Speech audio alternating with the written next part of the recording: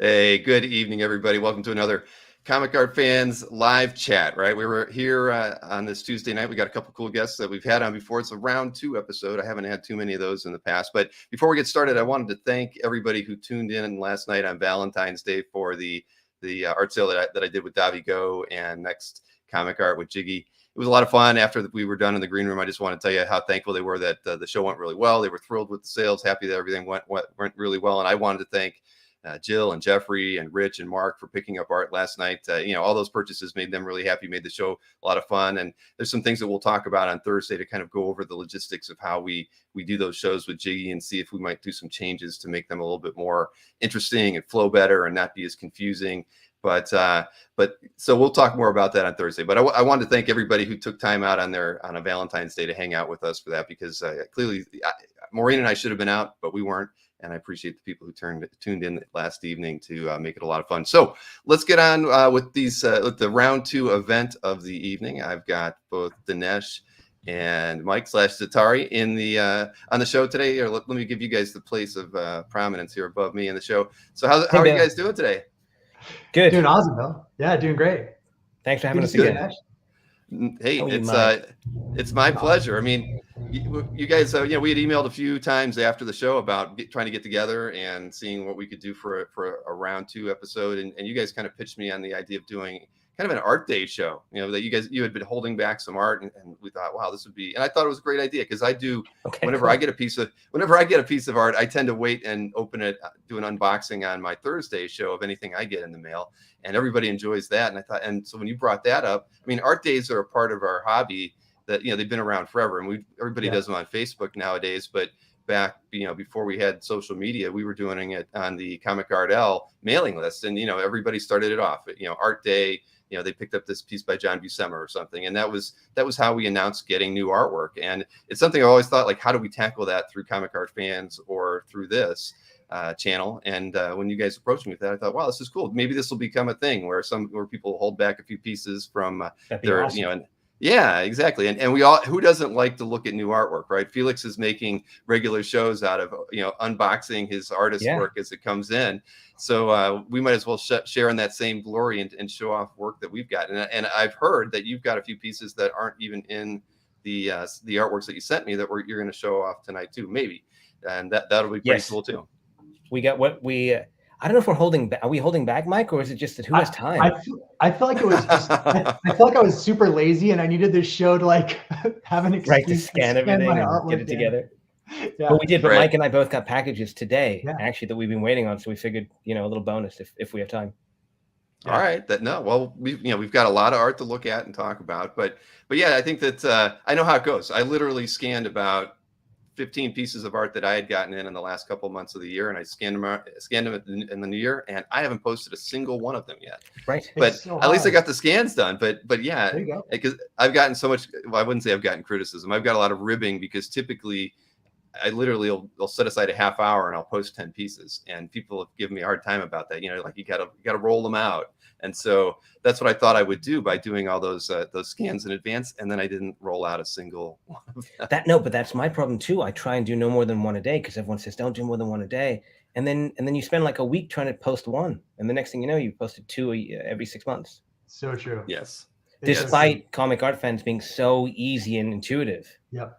Well, we definitely can make it easier. We've been kicking around a lot of ideas for this year. Yeah. We've talked about just the need for things like an app, even if just to add artwork, something along those lines that would make it easier for people, especially with oversized art. I mean, so many people are using their phones nowadays to photograph art versus scanning it.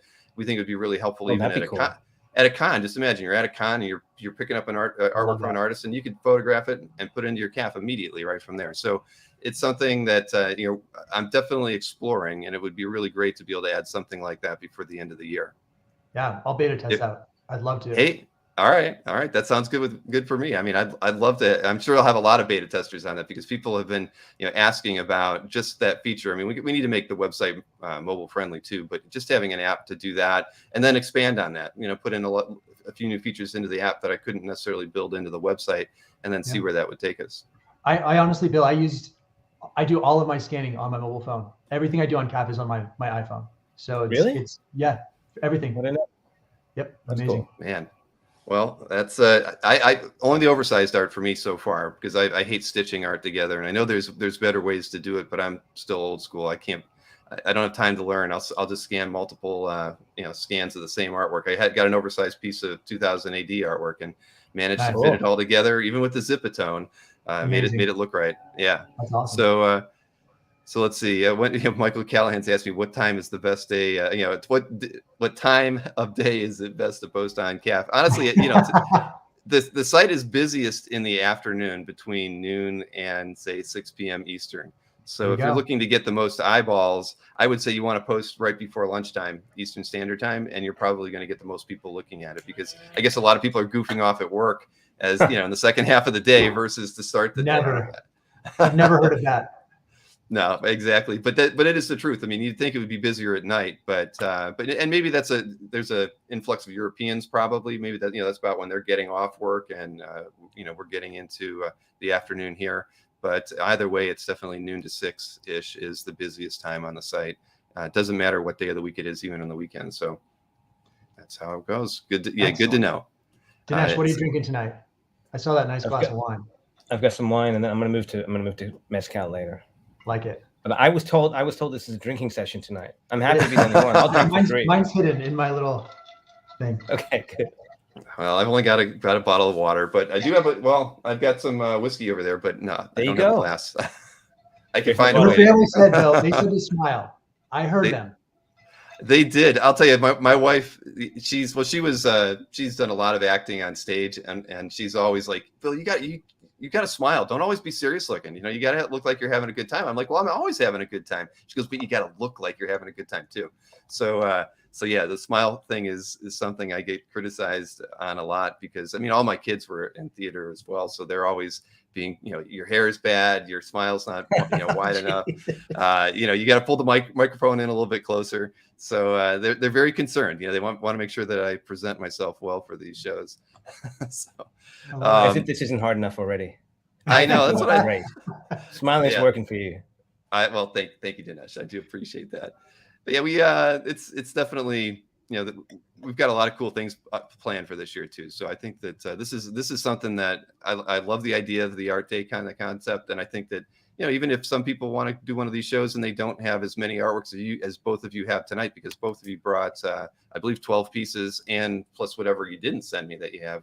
So, I'd love to do these kind of shows with collectors, maybe get a couple like here. If we can get 2 collectors to come on, bring 4 new pieces that you've not shared with anybody, we should do it, because I know this is going to be a good show tonight. So why don't we start looking at some artwork? You want to do that? Yeah, let's do it. All right. So I think I've ordered it where we're going to go back and forth like we did the last time, but I'm going to start with Dinesh, and it's in the order that I think I got from you guys. I got the order from you, Mike. You gave me the proper order of how we're going to do this. So let's see here. Let me load these things up, and for some reason, I get the. I'm so excited. Some of these pieces are so fun. I can't wait. I don't know. Yeah, I can't wait. Well, it's odd because the number 1 artwork seems to have not gotten uploaded, so I've got to go back into my list here, because everything else is there. 2 through 24, fine. How did that one not get loaded up? Here we go. Starting off with a bang too. Yeah, I know. That's why I'm kind of kicking myself right now, because I have to cue it up. So let me song and dance my way through. We can distract them, Mike. Yeah. How is your place so clean all the time? What's going on there? It's because I knew I was going to be on camera tonight, so I definitely cleaned up for you. I was going to ask you this time, Mike, if that wasn't like a green screen. Is that really your room? Yeah, it's so neat. Yeah, and everything's in exactly the same position as last time. You're very, very neat. Yeah. Well, mind you, Bill, all your stuff's in exactly the same position as well. It is. I tend to move a few things over there around, but yeah, it was funny. There was the first time we did the Comic Art Live Con in May 2020. There was a guy who was helping me out in the green room, and he actually did one of the panels for me. And he had this beautiful, a piano behind him and this nice clean room. And I was like, boy, I didn't think this guy was that well off. And after the show, I asked him about it. I'm like, what do you do for a living? And he turned the green screen off, and it was like he was literally in a closet practically. So the whole time I thought, he really had this wonderful mansion, and he was literally I do a once a week Zoom meeting with I shouldn't out this person, with someone in the UK, and they're in a film and TV project that I'm working on, and everyone is in this fake green screen or this massive $1 million mansion, and this woman is literally in a closet every time, and she's does not give any fucks. It's awesome. Like she has to move clothes back here. She's gotta like move the closet, the clothes back there, piles of toys here. Well, that's what, that's what's so interesting. I have the art loaded up, but I think that's really, I watch a lot of news programming while I'm working during the day. And it's so funny, because of the pandemic and everything, all of these, cub reporters are in their homes, and some of them, and some do use green screens, but most of them don't. And they're like, and they've got them, and they don't really think too much about their backgrounds. There's a corner of a room. They could be, there's an open closet behind them. It's a strange world we live in where we're really looking into someone's life and their surroundings, and the green screens are probably going to become more and more important as we go along, and the software that just allows you to kind of hide everything that isn't the subject, just because people are going to want to keep their domiciles a little bit more private. But so I got the first artwork finally, and let's cue this one up. Oh yeah, She-Hulk 1. So I've had this I'm super excited about this. I haven't been able to post this for a while, but I got this from a very prominent collector. He's had it for a long time, and I promised that I would keep it under my hat for a little bit. But what I find interesting, so this is the cover to She-Hulk #1, the actual cover to the book First Appearance of She-Hulk, but it's been colored by Steve Oliff. And what's fascinating about this is on the back side, there's a price. I think it's $30. Someone paid $30 for this in 1980, and then immediately walked it over to Steve Oliff, and I hear he charged $50 to hand paint it, to hand color it. So someone spent about $80 to buy this thing, and they get a hand colored, completely different coloring than the actual book itself. I think pretty awesome, but I had not seen in person up until I got this piece, but I'd heard rumors that in this period people would do it, hand colored art, because I guess it was so cheap it wasn't seen as what it is today, an artifact of a medium. Oh yeah, no, it was very common to have Oliff go ahead and color a lot of works back then, just because. I mean, who knows? I mean, I wouldn't think that it would have been a diehard collector during that period that was doing it, but someone maybe who was new to the hobby, and Oliff was there doing colors as well, and so they thought, why not, right? I mean, if he was offering it as a service, and clearly he was. I mean, we've seen a Perez cover that's been colored in by him. I mean, there's quite a few artworks out there that he did this to, and I don't think purists would probably say it detracts from it, but at the end of the day, it's still one of a kind, right? And now it's been out there. It's been kind of touched by another creator as well. So this is a classic piece of original art to me. I mean, I remember this on the stand, so I picked this up there. I was just shocked to actually see She-Hulk in her own comic book. So this is great. What's fun about this is you can't really tell from the scan as well, but there's a couple of differences from this and the final published version. The eyes are there's whiteout. Steve Oliff didn't just color it; he changed the eyes on She-Hulk. So there's whiteout, and you can see the eyes are slightly different. I have no idea why he did that. When I first got this, I was lamenting the coloring, because it would have been an incredible piece, even more beautiful if it was black and white. Although I did get a nice discount for it being colored. As I've sat with it, I've really come to love the coloring. I still don't understand the eyes. And then the other thing that I noticed with this, it came with kind of a photocopy stat of She-Hulk, and she shrunk. The top, it's in two pieces. The top half is, and the bottom half is shrunk, so that the waist is a little smaller. And I guess they wanted her to be a less imposing figure, or perhaps more space for the title. But it's slightly different in that way too, which is interesting. Yeah, amazing. Now it makes me want to check out the published version, because I didn't do that before the show. I'm gonna have. Yeah, when you compare it side to side, it's really fascinating. That's gorgeous. Well, I wonder. Yeah, you never know what goes into editorial decisions on certain things as well, and maybe Oliff might have touched some of that up at the same time. You never know, right? Yeah. It could have been Tom Brevoort is an editor at Marvel, famous for his encyclopedic knowledge of all the characters. He was a big influence of this period. Could have just been him saying She-Hulk's too tall. We've decided to make her 6'4", not 6'6", and they want to get that right. He's a bit of a stickler for that, so who knows?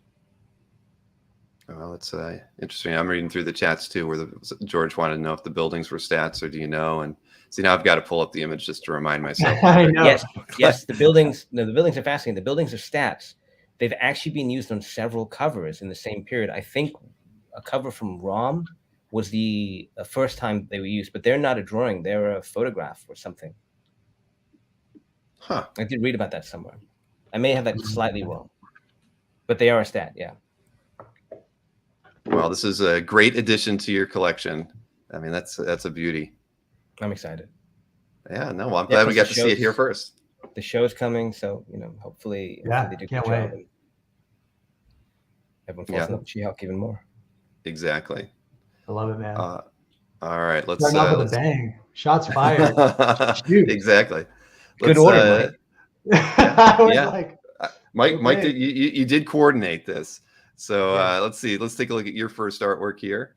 And, very, very nice first Black Knight. I love this page. Here. Avengers 48. This is the first Dane Whitman as Black Knight. He obviously appears one issue earlier. Dane does in issue 47, which I added actually just yesterday, Bill. I added a page from Avengers 47 in my gallery as well. But man, I bought that one from another collector on CAF, and then I saw this one come up on Comic Link, and I knew I had to have this thing.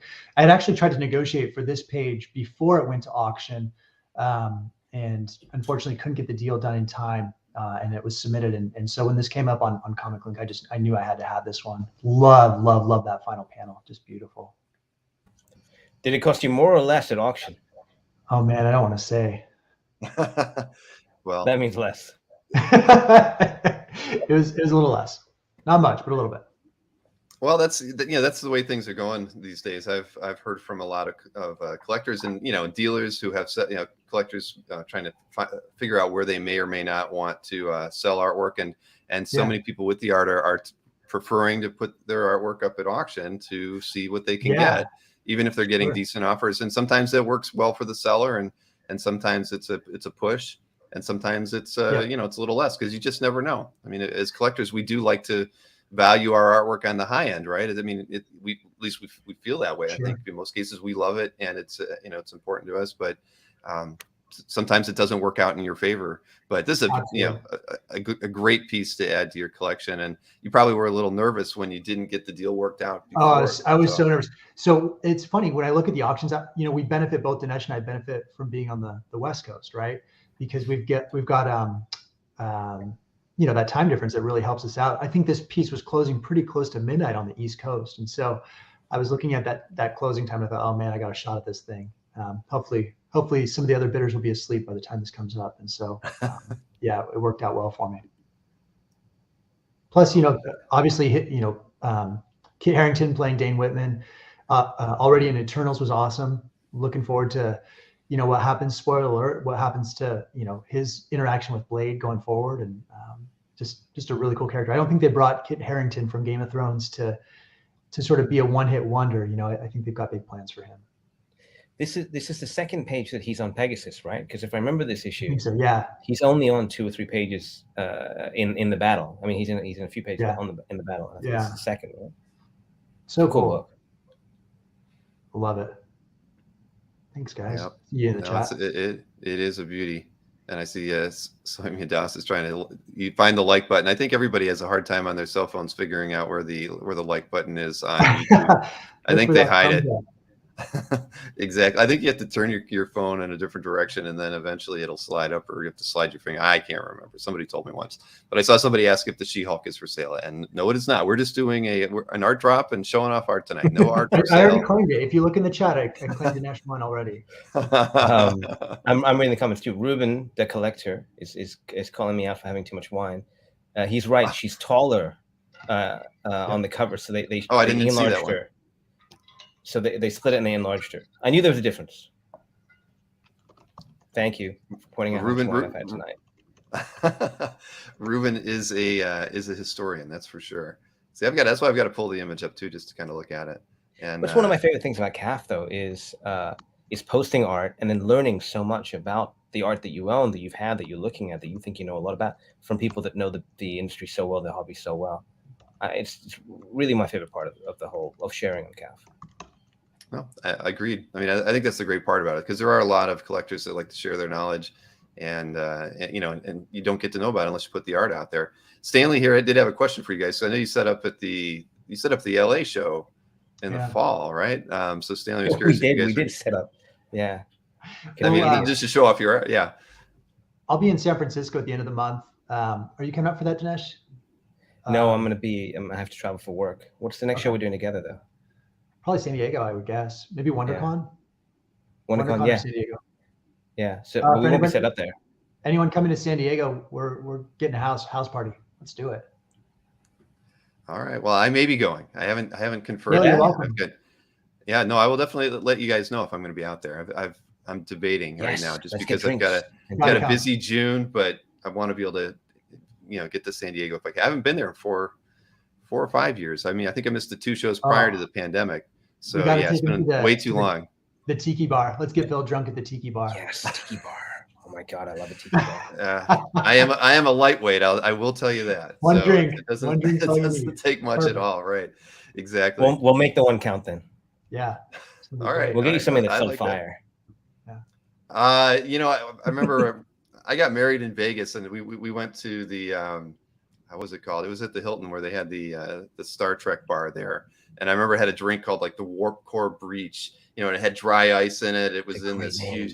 Oh my gosh! It was smoking, but man, it was delicious. It's unfortunately they closed it about 6 years ago, but that was a great hangout. For somebody who loves Star Trek, to have the Quark's bar set up, and you could all the food was styled after Star Trek, but the drinks were fantastic. You always tried something new going there. That sounds awesome. I'm sad they closed. I would have tried that out. Sorry, make a little noise. I gotta open this cow. Not a problem. Yeah, Jeff says it was the Hilton. Yep. I stayed there a few times. Let's see. Can you open that and talk about the next piece? Yes, I can. Sorry, I know. No. Let's see here. So a second piece here for Dinesh. Marvel Spotlight. Yeah, the Ghost Rider. Man, this is an awesome page. I mean, every one of these panels is phenomenal. I mean, I was overjoyed to see this piece come up when you sent me the artwork. Oh yeah, awesome. I love the Ghost Rider. This book is so wacky. I mean, I'm sure everyone's read it. This book is so wacky. It's so crazy. It's insane that a corner of the Marvel universe is like this. And I think between us, Mike and I have, I'm going to say 2/3 of the book. I foolishly sold a page actually during the last Comic Art Live. Yeah. And I got a good bit of money for it. I put it up as a bit of a lark with a stupid number, and I had a bit of interest, and someone just took it, and I've been trying to get it back. And so this is a page that I recently found and got to soothe the aches of selling the other one. But now I have illusions of trying to find as many as I can. We got to find that other one. We got to get it back. I know that's the only other one I think I'm going to be able to get. The other pages are in the hands of. I know where they are. They're just in the hands of people that are not going to let them go. No. And Ghost Rider is such an awesome character, and this book is so crazy. And Mike Ploog's art is just like the heavy inks, the big fat brush strokes, the insane story. It's just awesome. Dude, what's really cool is that's actually Mephisto in the background. It's Satan, but you find out later that that's actually Mephisto parading as the devil, which is really cool. It's awesome. 2 big Marvel characters. Yeah, massive. Yeah, I remember. I think Berkey used to have some of these pages, it was quite a while ago when he had them. I remember seeing a few of them, but yeah, these things are hard to come by. So this is a great addition to your collection, even though you had to give up one at Comic Art Live. Sorry. Yeah, I gotta. That's a lesson to make my foolish prices even more foolish. Yeah, but I guess it's pre. It was kind of pre the $3 million sale on Heritage, right? Yeah, exactly. Right. So who knows where the market is now? Maybe that was a little bit of a precursor to where we're all going, which I guess means no more buying art, just trading, because it's so expensive now. Well, that's what a lot of people are talking about. At the end of the day, they are curbing their high-end purchases and doing a little, like you just said, a little bit more trading. It gets more and more difficult. I mean, but you think about it, even back 10 years ago, when higher end pieces were being dealt between collectors, there was always a lot of trading involved in that, because it got really hard for people to acknowledge the cover might be $40,000, but the collector wasn't going to budge. So you had to kind of work a trade cash deal or something, right, just to kind of finesse it a little bit better. So I think we've always had those problems, but you're right, with the way the market is today, we're going to see those challenges kind of escalated for the people who can continue to kind of play, around it in that, at that level of the hobby. It's just challenging. I mean, it really is at the end of the day. I mean, how often can you fork over, even, $80,000-$90,000 for a piece of art, let alone $400,000 for a cover? I mean, it's just not, insane. It's not in everybody's wheelhouse as a responsible thing to do. Yeah. Right. It's I funny look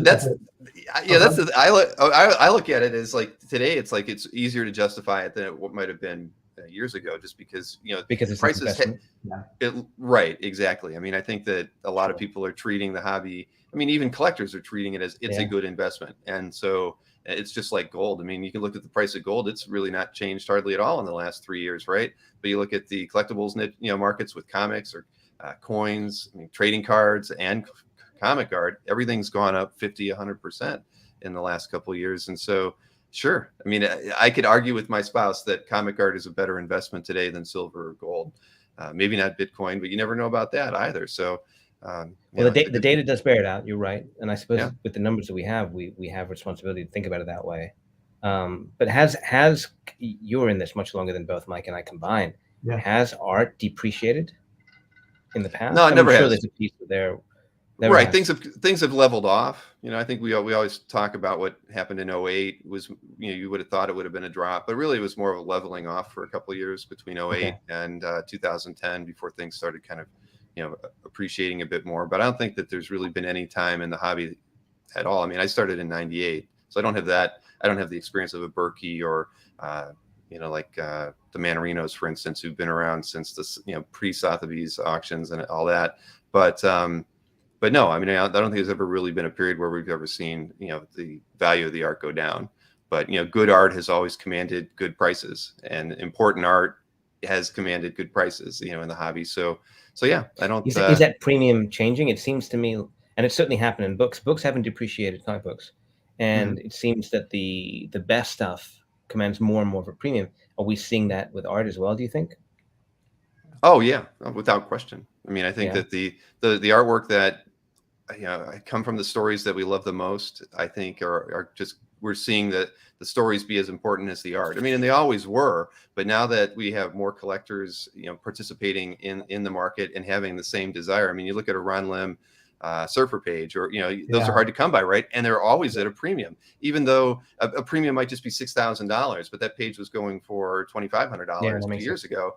And it's about the story. And so there's a lot of there's a lot of younger collectors who are hitting their sweet spot with their jobs and their careers and having that expendable income, and maybe not having any kids yet, and they're in their early 40s or late 30s, and they've got the money to spend. And and that's when I first started collecting. That's where I was at. I was in my mid 30s, so and I had extra money, and that's what got me into the hobby. I thought, wow, I can play in this area. And I don't feel that way today, but that was that time frame. And so the sweet spot for those guys is going to be books from the 90s, early 2000s. And it makes a whole lot of sense to me. It's funny, Bill, you mentioned a little while back about trading. And I feel like Dinesh and I have talked about that too, where sometimes if there's an opportunity and a collector has several pages, I'll try to buy multiple pages because I know down the road I may have to use that as trade capital to get something else. And I think that we're starting to see more of that, right? Especially at some of the, whether you call it first appearance collectors or whatever. I think that there's definitely an element of that where, those things are irreplaceable, and it's advantageous for someone who wants to make maybe a long-term play later on to grab some of those pieces. So there are definitely pieces of my collection that I love, but would certainly use as trade capital down the road for the right piece. Sure. I mean, you have to look at things in that way. I know a lot of collectors that will pick up pieces that they know they're not really meant for their permanent collection. They like them. They know that they might be an asset later on as part of a trade deal. And sometimes you need material like that to get things done. And I don't think there's anything wrong with that. I mean, it's how the hobby has worked like that forever. It used to be more in the dealers side of the world that we're doing it, but now that we as collectors have really amassed a certain amount of cachet in the hobby because of the amount of art that are in collectors' hands now you see the collectors kind of wielding that same kind of power or just the ability to get things done that you used to see really limited more so to dealers or because they had the majority of the artwork. Now it's just different now. and it's interesting. I mean, we all have to adjust to the way the market has changed and the hobby has changed, and I think it's for the better. I think it's better to have the power in almost everybody's hands, and the collectors have as much they have as much I don't want to say force, but they are as much a driving factor today as for the hobby as the dealers were. Exactly. Yeah. And I'm not paying any attention to the chat. I should be. I'm loving it. It's great. It's great. They're all insane. You guys are cracking me up in there. Yeah. Okay. They're talking Nick about Barucci, especially Nick Barucci. He's dirty. I'm surprised you don't censor him. Nick. Yeah, Nick is my biggest cheerleader, and he won a best of. I can let everybody know who did get a best of award. And I'm sorry, Dinesh and Mike, that you did not win best of awards. I wish I had one to. I do have one to show because here, yeah. Are they physical? You have physical ones? Oh yeah. Here, let me. I mailed out. I had 16 to give out, and one of them was going overseas, so I knew I needed to get a different box for it, so I ended up having to hold off on sending that out. But so anybody who did get an award, and that would have been Barucci got one, and Fish got one, and let's see, Dino got one. So those are in the mail. They went out in the mail yesterday, so they you should be getting them hopefully by Thursday. So that was the final product. Oh my God, that's awesome! That's awesome. Now I'm so jealous. Got that. Oh, when it comes off. Oh yeah, we get a campain next year, Mike. We get a campaign. Yeah, I know. It came out really good. I was lucky enough. But yeah, I'm very pleased. I hope everybody who got one of these actually will take pictures of wherever they end up putting it. On the mantle. I don't care where, but they got to take some photos. Yeah, Dino, when you get yours and you find a final resting place for it, you got to take a picture and send it to me. Same thing for you, Fish. But my uncle he's had a 3D printer. And Mikhail actually pitched me on the idea of doing, something related to Thor, since I've dressed up as Thor on the Dueling Dealers, and we've just goofed around with that theme a lot. And I talked to my uncle, and he's like, I can do this. So we kind of, Mikhail gave me like a sketch concept of what he wanted me to do, and then I kind of pitched it to him, and he built it, printed them up, and we got him printed. I got him actually in hand the day that we did the Best of Awards. So yeah, it worked out good, and I want to do more of that. I think I want to be a part of celebrating the hobby. I mean, in a better way than I have in the past. And so I think actually having awards and is a really important part. To recognize collectors. I think as we move forward, we're going to recognize the creators as well. So I'm hoping to expand the show a bit next year and just see where that takes us, because it's fun, and we should have been doing this long ago. But we have the audience to participate at that level and to do these sorts of fun things. So yeah, I like this part of doing it, and I think we're gonna just really take next year's show to a different level and make it even more fun. That was cool. Oh man, so we got a lot of art to look at here. I know. Mike? Well, sorry, I'll speed it up. But keeping with the Ghost Rider theme, let's do it. Wow. Yes, Trad Moore, all new Ghost Rider, Robbie Reyes. Love this page. And what's really cool is I already have another page from this book. This is issue 3. Just incredible. I mean, Trad is freaking genius. He's a master. Every panel is just packed full with imagination and creativity. Unreal. Love this stuff. If you guys haven't seen a Trad piece in person, man, they are just truly, truly spectacular. My skin doesn't do it any justice, that's for sure. But he's the artist of his generation. There's never 100% for the artist of his generation. 100%. Yeah. Well, and I hate to say that I've actually not seen a piece of art by Trad in person. I've seen a lot of scans, of course, but never held one myself. I'm disappointed by that. It is fascinating, Bill, truly. And I'll little known fact, my favorite Trad piece I've ever seen is actually owned by my buddy Justin up in Oregon. I got to see it, and it is breathtaking. Which piece is that? It's that Silver Surfer. I'll send you a pic. Unreal. Okay. I mean, it was a commission, so intricate, and it's truly the best Trad piece I've ever seen. Oh, he got a Trad commission? Yeah. That's cool. It's so rare. Cool. Yep. Thanks, guys. Yeah, this page is the best page so far.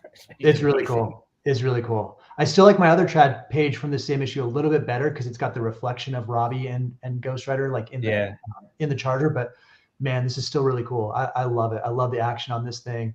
The explosion, the coloring actually does a lot too. It brings it out. Sometimes you see the coloring and it takes away, but it's pretty cool how they. But look really at the timing. The timing is so cool. It's got that big panel where he throws them up in the air and then smack the big punch, right? So it's like boom, boom, boom, boom. I know. Boom, boom, boom, boom, boom, boom. You get a sense of the tempo just from the panel layout. So smart. The teeth, like all of the mouth, everything going on. I love it. Just a brilliant piece here. He's a genius. Yep, love him. I try to buy any trad page that comes up. So if you have some for sale, definitely hit me up. Talk to Mike. But I love this page as well too, and I love the panels in the center, just the punching and just the fluidity of that, and it's everything about that is just. I mean, Trad is just an amazing artist, and it is because of the fluidity of his drawing style, and I mean, there's so much motion in this artwork. I mean, it's like watching anime. Yeah, exactly. So this is a great addition to your collection. Thanks, guys. And, even Jordan says he's mad at missing the trad wave, still hoping to land on something. Jordan, it's not too late. It's definitely getting pricier, but there's room on the bandwagon for you. Agree, it's undervalued. His stuff is still undervalued for who he is, how talented he is. Yep. Yeah, I can't argue with you there at all. Speaking of trad. Yes. You went back to back trad. Look at that. Yes, he did. Sorry, surprised, Dinesh. Awesome. Yes, this is mine. This is from Luther Strode, Legacy Luther Strode, which is an amazing book. Some a-holes are trying to make it into a movie that's going very well. They have a director and a studio. I wonder who that is. Don't quote me. A wonderful script by the writer, Justin Jordan. But again, this is just another awesome trad page. The level of detail, the composition is awesome.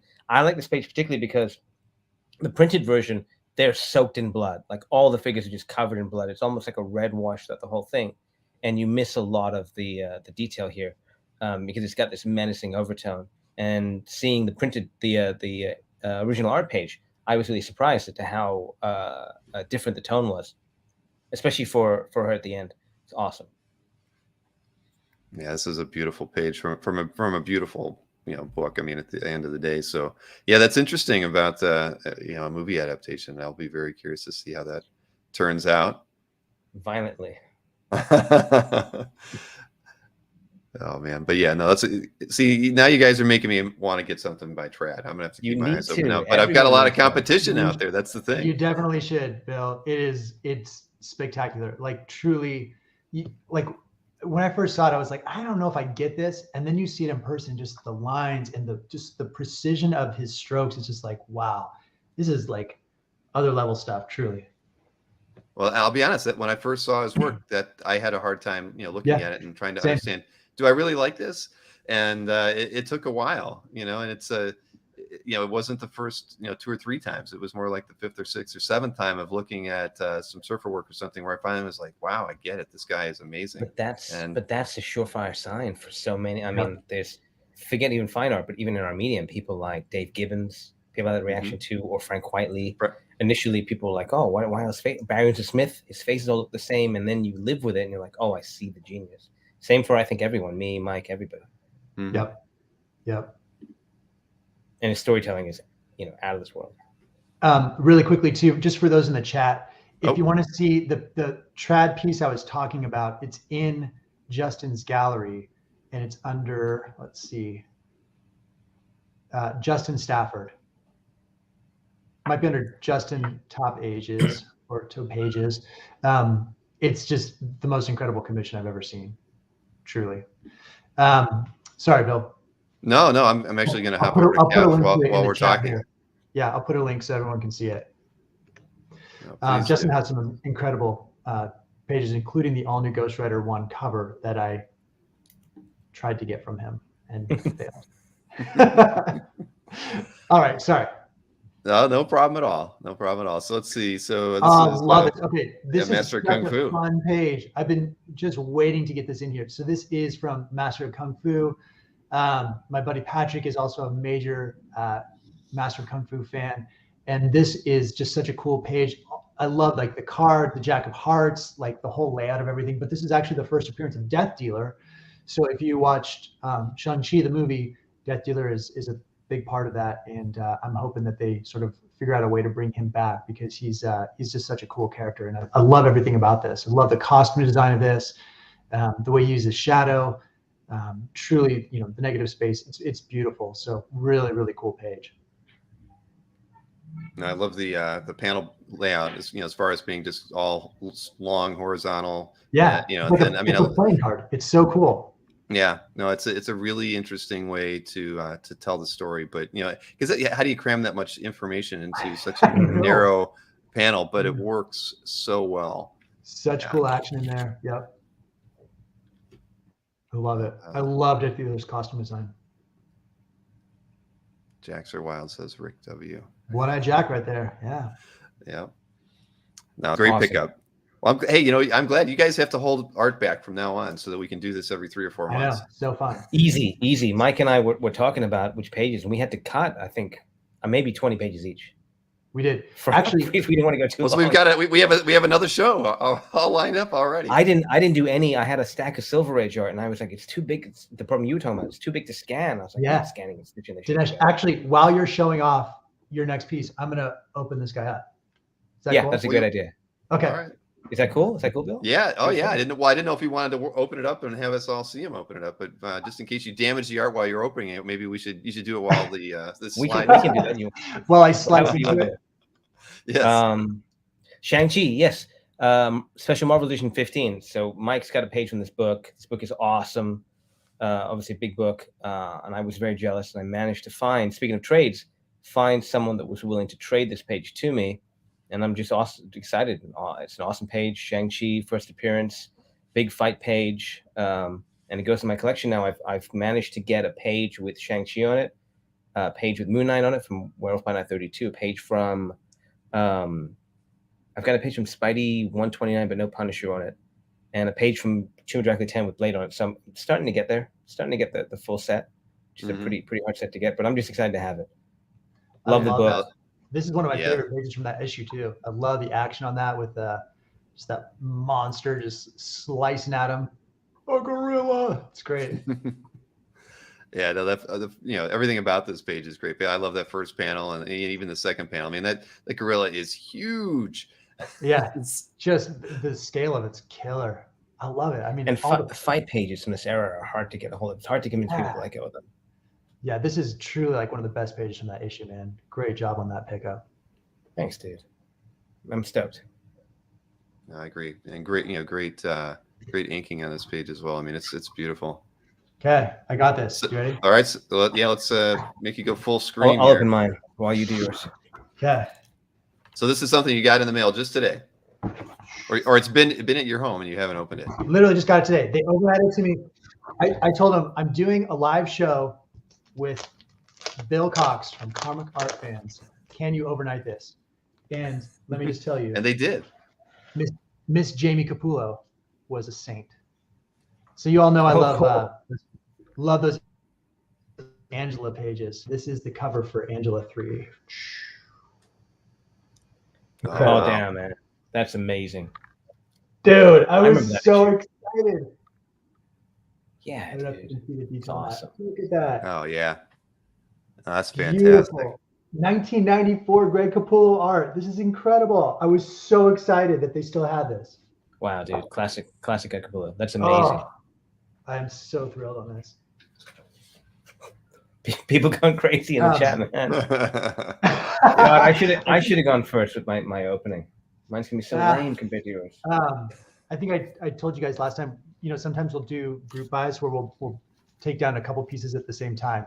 Yeah. And we did that with Angela 1. We were able to grab a couple pages at the same time. And as sort of a follow-up, Jamie has been so awesome. Jamie's Greg's wife and just total class act. If you guys are looking for Greg Capullo stuff, man, I can't recommend them enough. I love that family. So thank you, Jamie, if you're watching. I've heard nothing but good things about them as well. Well, and Greg's work is highly sought after. So good. He's so good. All right, I'm gonna make you go full screen now, Dinesh. Let's see what you got. Sure. I've got 2 pages. Speaking of trades, I've been doing a lot of trading recently. So I got 2 pages. One was offered on CAF as a trade, and I traded for it, which is this Kubert. Oh wow. Venom. Oh, I've got it upside down. Sorry.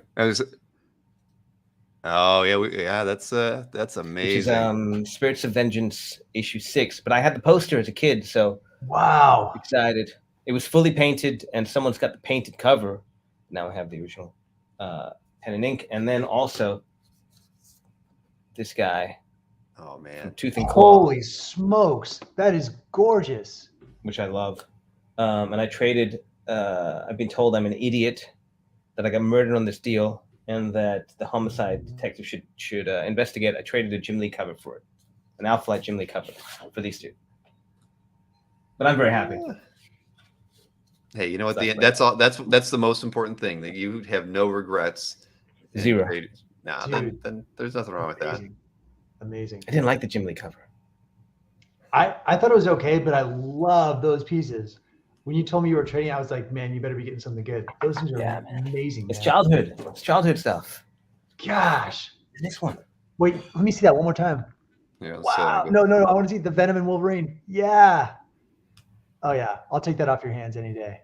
You just let me know. I've got some extra pages I've picked up along the way as trading capital, Dinesh. I know what you've got. You've got some amazing stuff. I want some of it. We should talk. That's awesome. It's all about trading now. Awesome.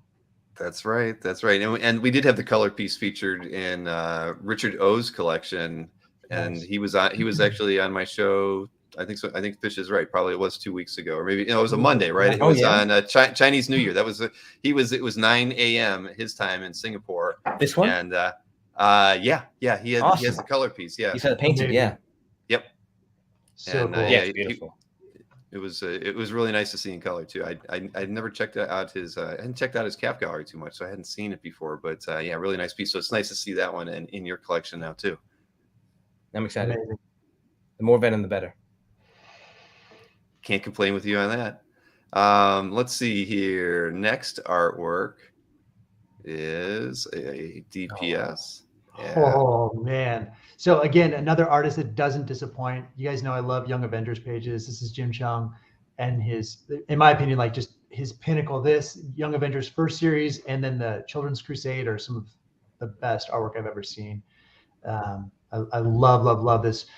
Patriots Fallen. You see Kate Bishop there on the left side. You see old and new Avengers colliding. Just really, really cool. This is awesome, man. Yeah. Jim Chung is one of those artists that I think will just keep growing and growing in stature. I honestly, like, I'm embarrassed to say, I think I'm up like around 40 to 50 pages now of Young Avengers. What? No, I'm not joking. You're cornering the market. I honestly, it's one, again, like almost any time that I see it come up, I try to buy it. This is really, really special.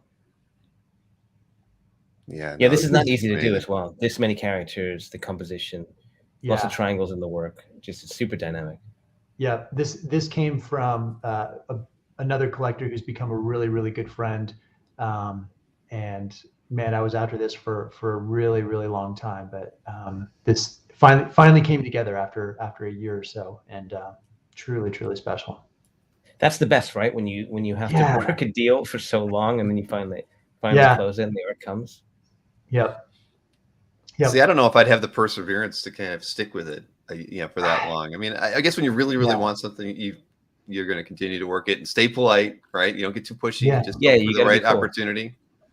Yeah, man. It's funny. In my day job, I do a lot of training and sales training, but this type of stuff, where you have to stick with something for a year or more, in the sales cycle that I deal with, is not uncommon. So it translated really well when I came into this hobby, and payoff was awesome.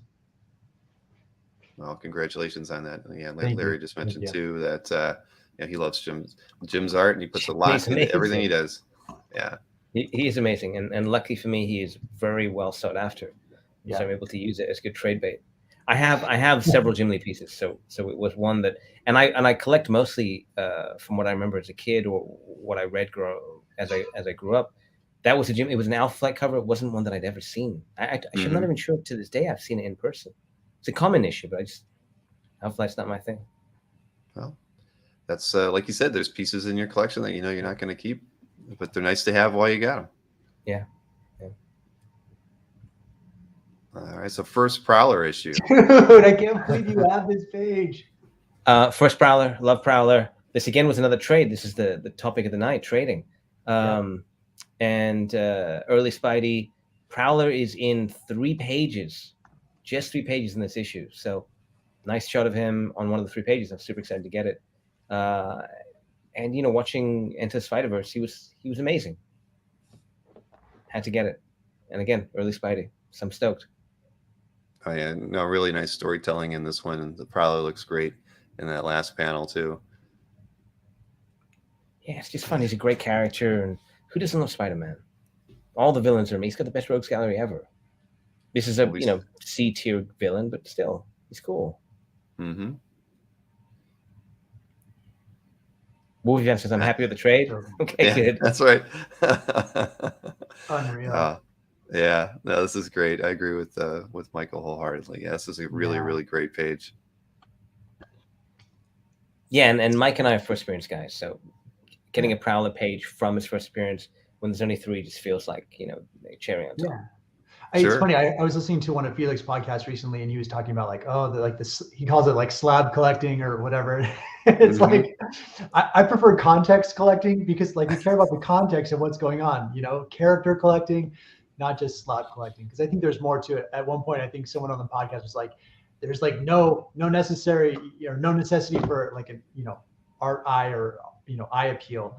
And I think that's just not true at all. I think that, you know, whether you call it our cohort or maybe our immediate group of guys that we collect with, we just care about character. Like we care about the people or the character involved and what they're going through. And so, you know, it's a little bit different than just slab collecting. I think that, you know, whether you appreciate the artistic appeal or not, I think that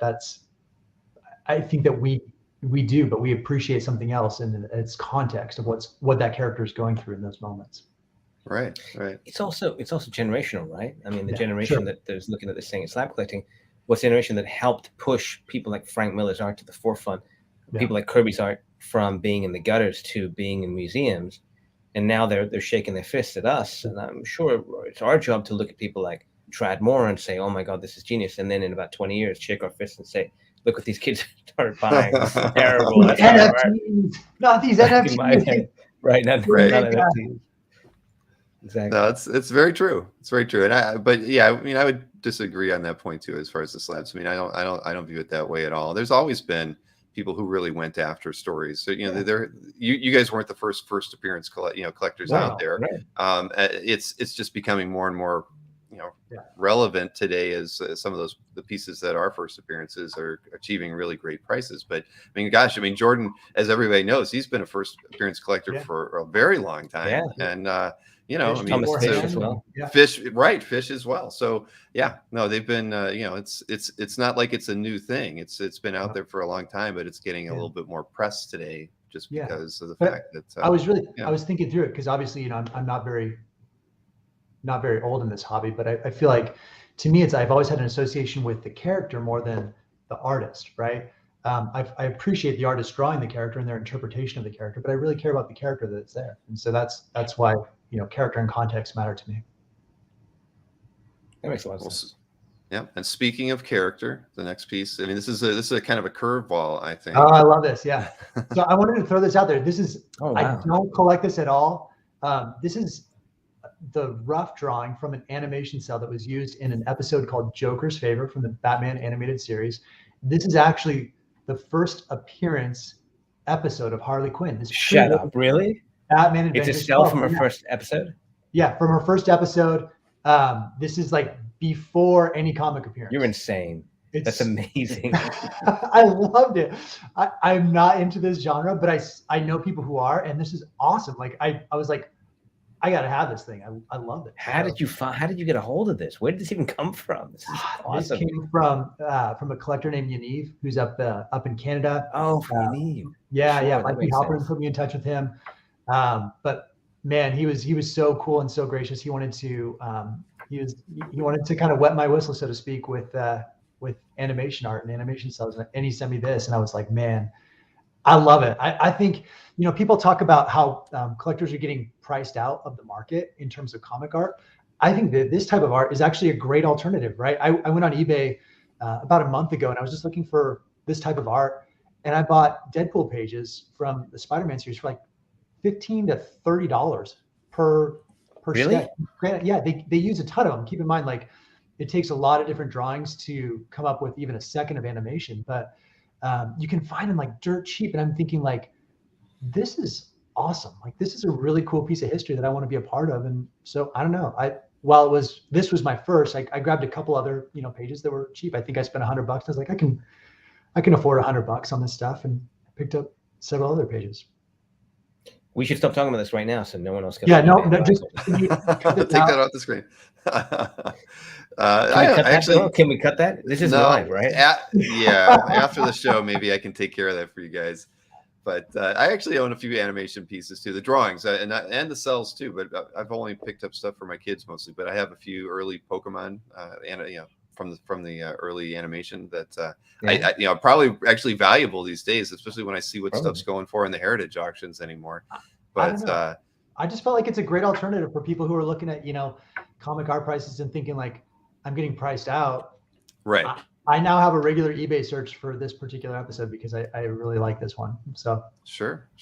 And and getting a piece from Harley's first appearance really in an animation strip is about as going back as far as you can go to really get it from the right source, which would be that cartoon strip or animation. Yep. Sorry, but no, that's cool. And it sounds like you had a lead to discover that piece too. Which is There's several people who are really good at this stuff.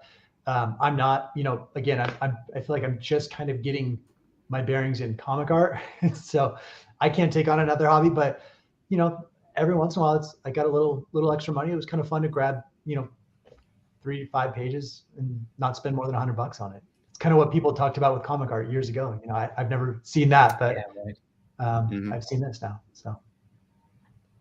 Very nice. All right, Dinesh, back to you with this one. Oh, Doomsday art. Hey. I don't know where I got this. I bought this years ago. There's a lot of art. That Jim Lee cover that Robert Gomez is the guy I traded for those 2 Venom pieces. That Jim Lee cover I bought, I actually was bidding on something else in Heritage, and I lost. And then several auctions later, that came up, and out of my stupor of depression, I bought that. I think this is the same thing. I don't know where I got this, which is a terrible thing to say, but it was not expensive to my memory. I didn't know what it was. I just wanted Superman versus Doomsday art. It never comes up. There's a couple pieces coming up at Heritage now, but I guess it's all in the hands of mostly collectors from the 90s.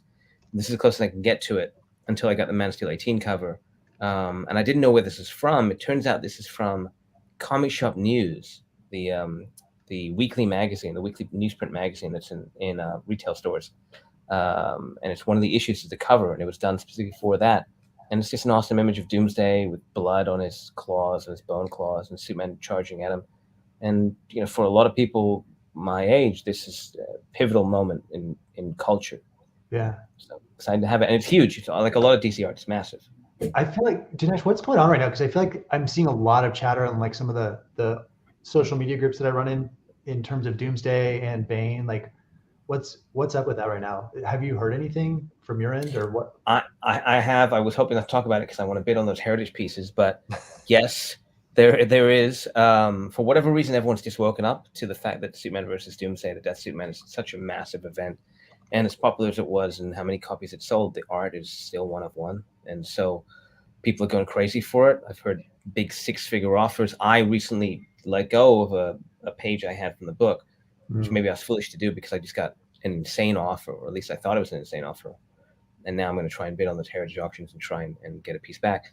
But I think people are just at the right age and looking at prices of everything else. And this feels like it's good value for as popular as it is, and as emotionally connected to the story as they are. So I wouldn't be surprised if we see some really head-turning numbers on some of these Doomsday and Bane pages coming up. That's my guess. Yeah, it wouldn't surprise me at all. Right? Wasn't it Brett Breeding that had put, or was it Dan? I can't remember. Somebody had showed some art in one of the Brett Breeding groups. Did. It was Brett Breeding, right? And so that sparked a lot of curiosity how much art Brett had still in his possession, and but that kind of speculation gets everybody excited.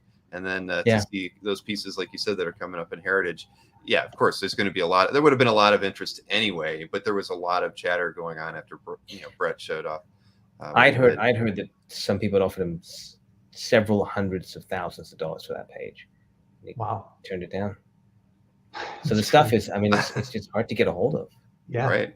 Well, if if he doesn't need the money, why put it out there, right? I mean, so many creators. When I had that interview with Ed Hannigan, and he's like, "Oh, I sold all my covers first because I knew I could get more money for them." But it's 20 years ago, but he still has all these interior pages. But and they're okay. They're getting them $900, $1,200. But yeah, if he would have sold all his interiors and kept the covers, man, where would he be today? And it's so I could see a guy like Brett wanting to hold on if he doesn't need the money. Might as well just hold on to it for another 15, 20 years and see where that takes him. Yeah, you're right. I saw several pages I was after in Jay Sly's art gallery on CAF. He's got some good stuff. He's got a lot of stuff. Yeah, he does. Man, that's the thing. There were people back in the 90s that they would pay for those prices, those days, crazy prices. Now they're super brilliant, and they just bought everything because they loved it. They love that stuff, and they don't want to let it go. They don't need to. Jay Sly, if you're watching, hit me up. Nice job. All right, Mike, back to you on this one. That's it. Oh my. Okay, so this is really cool.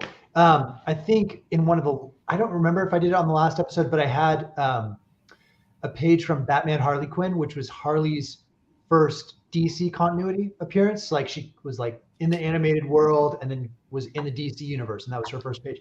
This is actually the first Batman Beyond issue, which is kind of cool. I grew up watching a lot of Batman Beyond. After school, my parents were still working, and so I had the sort of the afternoon cartoons, and I loved Batman Beyond. I thought he was such a cool character, and so I had an opportunity to buy this splash from the first issue, and this was cool. This is like I think the final page, if I'm not mistaken, from the story. You have aging Superman, and there's Batman Beyond. I love this. One of my favorite characters growing up. Batman Beyond. Yeah, I love Batman Beyond. Yeah, Batman awesome. Beyond, I didn't know this. Spider-Man 2099. Yeah, I love both of those characters. I felt like they were just kind of a cool futuristic take on these characters. I don't know. There's something about them. I think Batman Beyond, like I felt like the costume design was really cool. There's a lot of derivative type stuff that doesn't last, but I think there's a big fan base for Batman Beyond. Oh yeah, I'm in that fan base. Yeah. Seen a huge, at least on the comic side, he's seen a massive uptick on his stuff right now. No, this is a great pickup. Now, so I'm just curious. So, on average, with these pieces that we're looking at today, how long have you both kind of held on to them before putting them out there? I've had this tonight. Yeah, I've had this for a couple months now. I felt like, I think it was around. I was looking at my CAF. I think it was around November. I sort of stopped scanning stuff with the holidays. And I just I didn't mean to not scan stuff, but it was just so time consuming. The holidays happened and the girls, I had two little kiddos and they were on break, and I just sort of accumulated more and more art. And then to be honest with you, Bill, this year, I really thought, okay, I'm going to take a break. I'm not going to buy a lot of art and just kind of enjoy what I have. And it's like the floodgates have opened in 2022 because I have come across some incredible pieces that I never in a million years thought I would have access to. So you're seeing some of that stuff tonight, but more to come.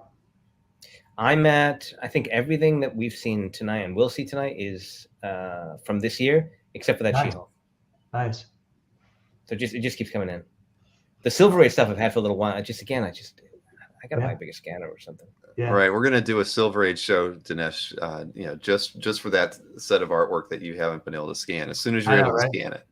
Here's what you need. You need to do a Silver Age, how to scan Silver Age art show first.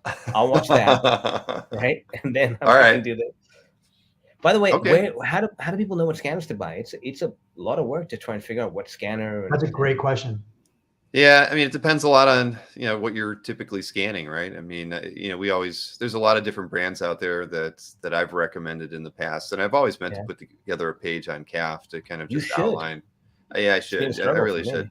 Yeah, because there are a lot out there, and if you want to spend good money, you can get a rather large format scanner. But Albert will tell you doesn't matter. You can get a small scanner because he loves to stitch his stuff together. He'll take 4 scans of an oversized piece of artwork and put it together in Photoshop, and manipulate it, and he's totally comfortable I've tried with that. I struggle because the when you have a small scanner, the top doesn't close properly, and so light seeps in, and it doesn't stitch together properly. I know. Well, some brands are different, where they're almost flat around the edges. You know, like the one that I've got. I always forget the brand. It's a Epson Workforce, and it's a printer, scanner, faxer. But that's the one that most people recommend. You know, it's oversized. F7 Workhorse. You can see how tall this thing is. Yep, but it's a foot tall, but the scans are great. It's a little, I think it gets in about 11.5 by close to 18 as far as what it can scan. So for most modern art, it's perfect.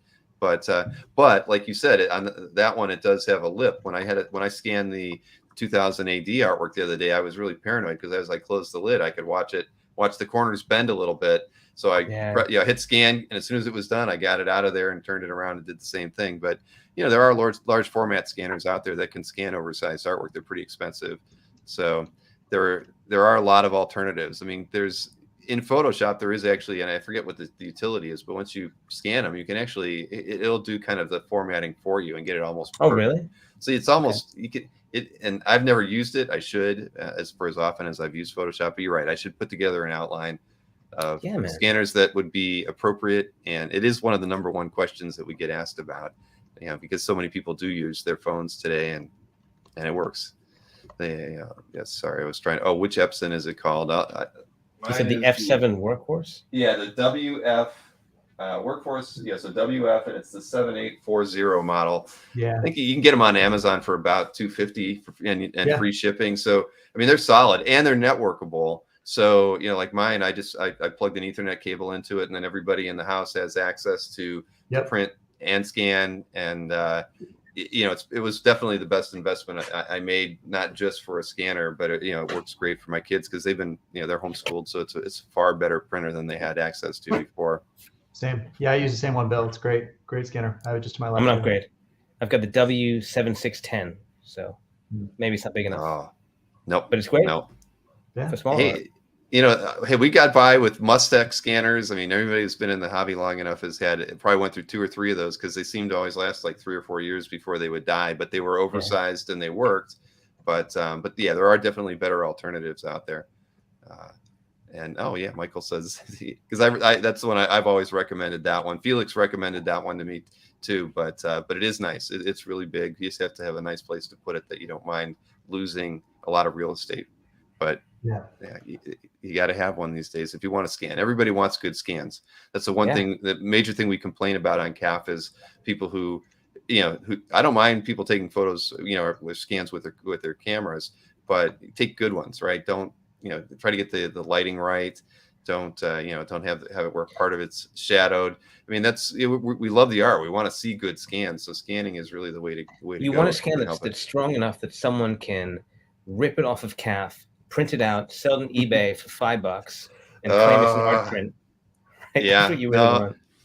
Right. I had there was what did when Halperin, what was it Halperin's Stranko? I think it was when Halperin got the Stranko. He was like, he said to me, he emails me, he's like, Bill, I got this great big scan, and every time I upload it, it keeps getting shrunk, and I said, well, we only allow artwork to be at 2,000 pixels tall. He's like, but I know everybody wants to see it 4,000 pixels tall. Yeah. How can I do that? We do. I'm like, you know what? I need a bigger server. I need a little bit more storage space if I'm going to allow people to store images that big. But I agree. I mean, that's one of the great things about the way the Heritage site works, right? Is that you can really scroll in, and they are putting large size images up there.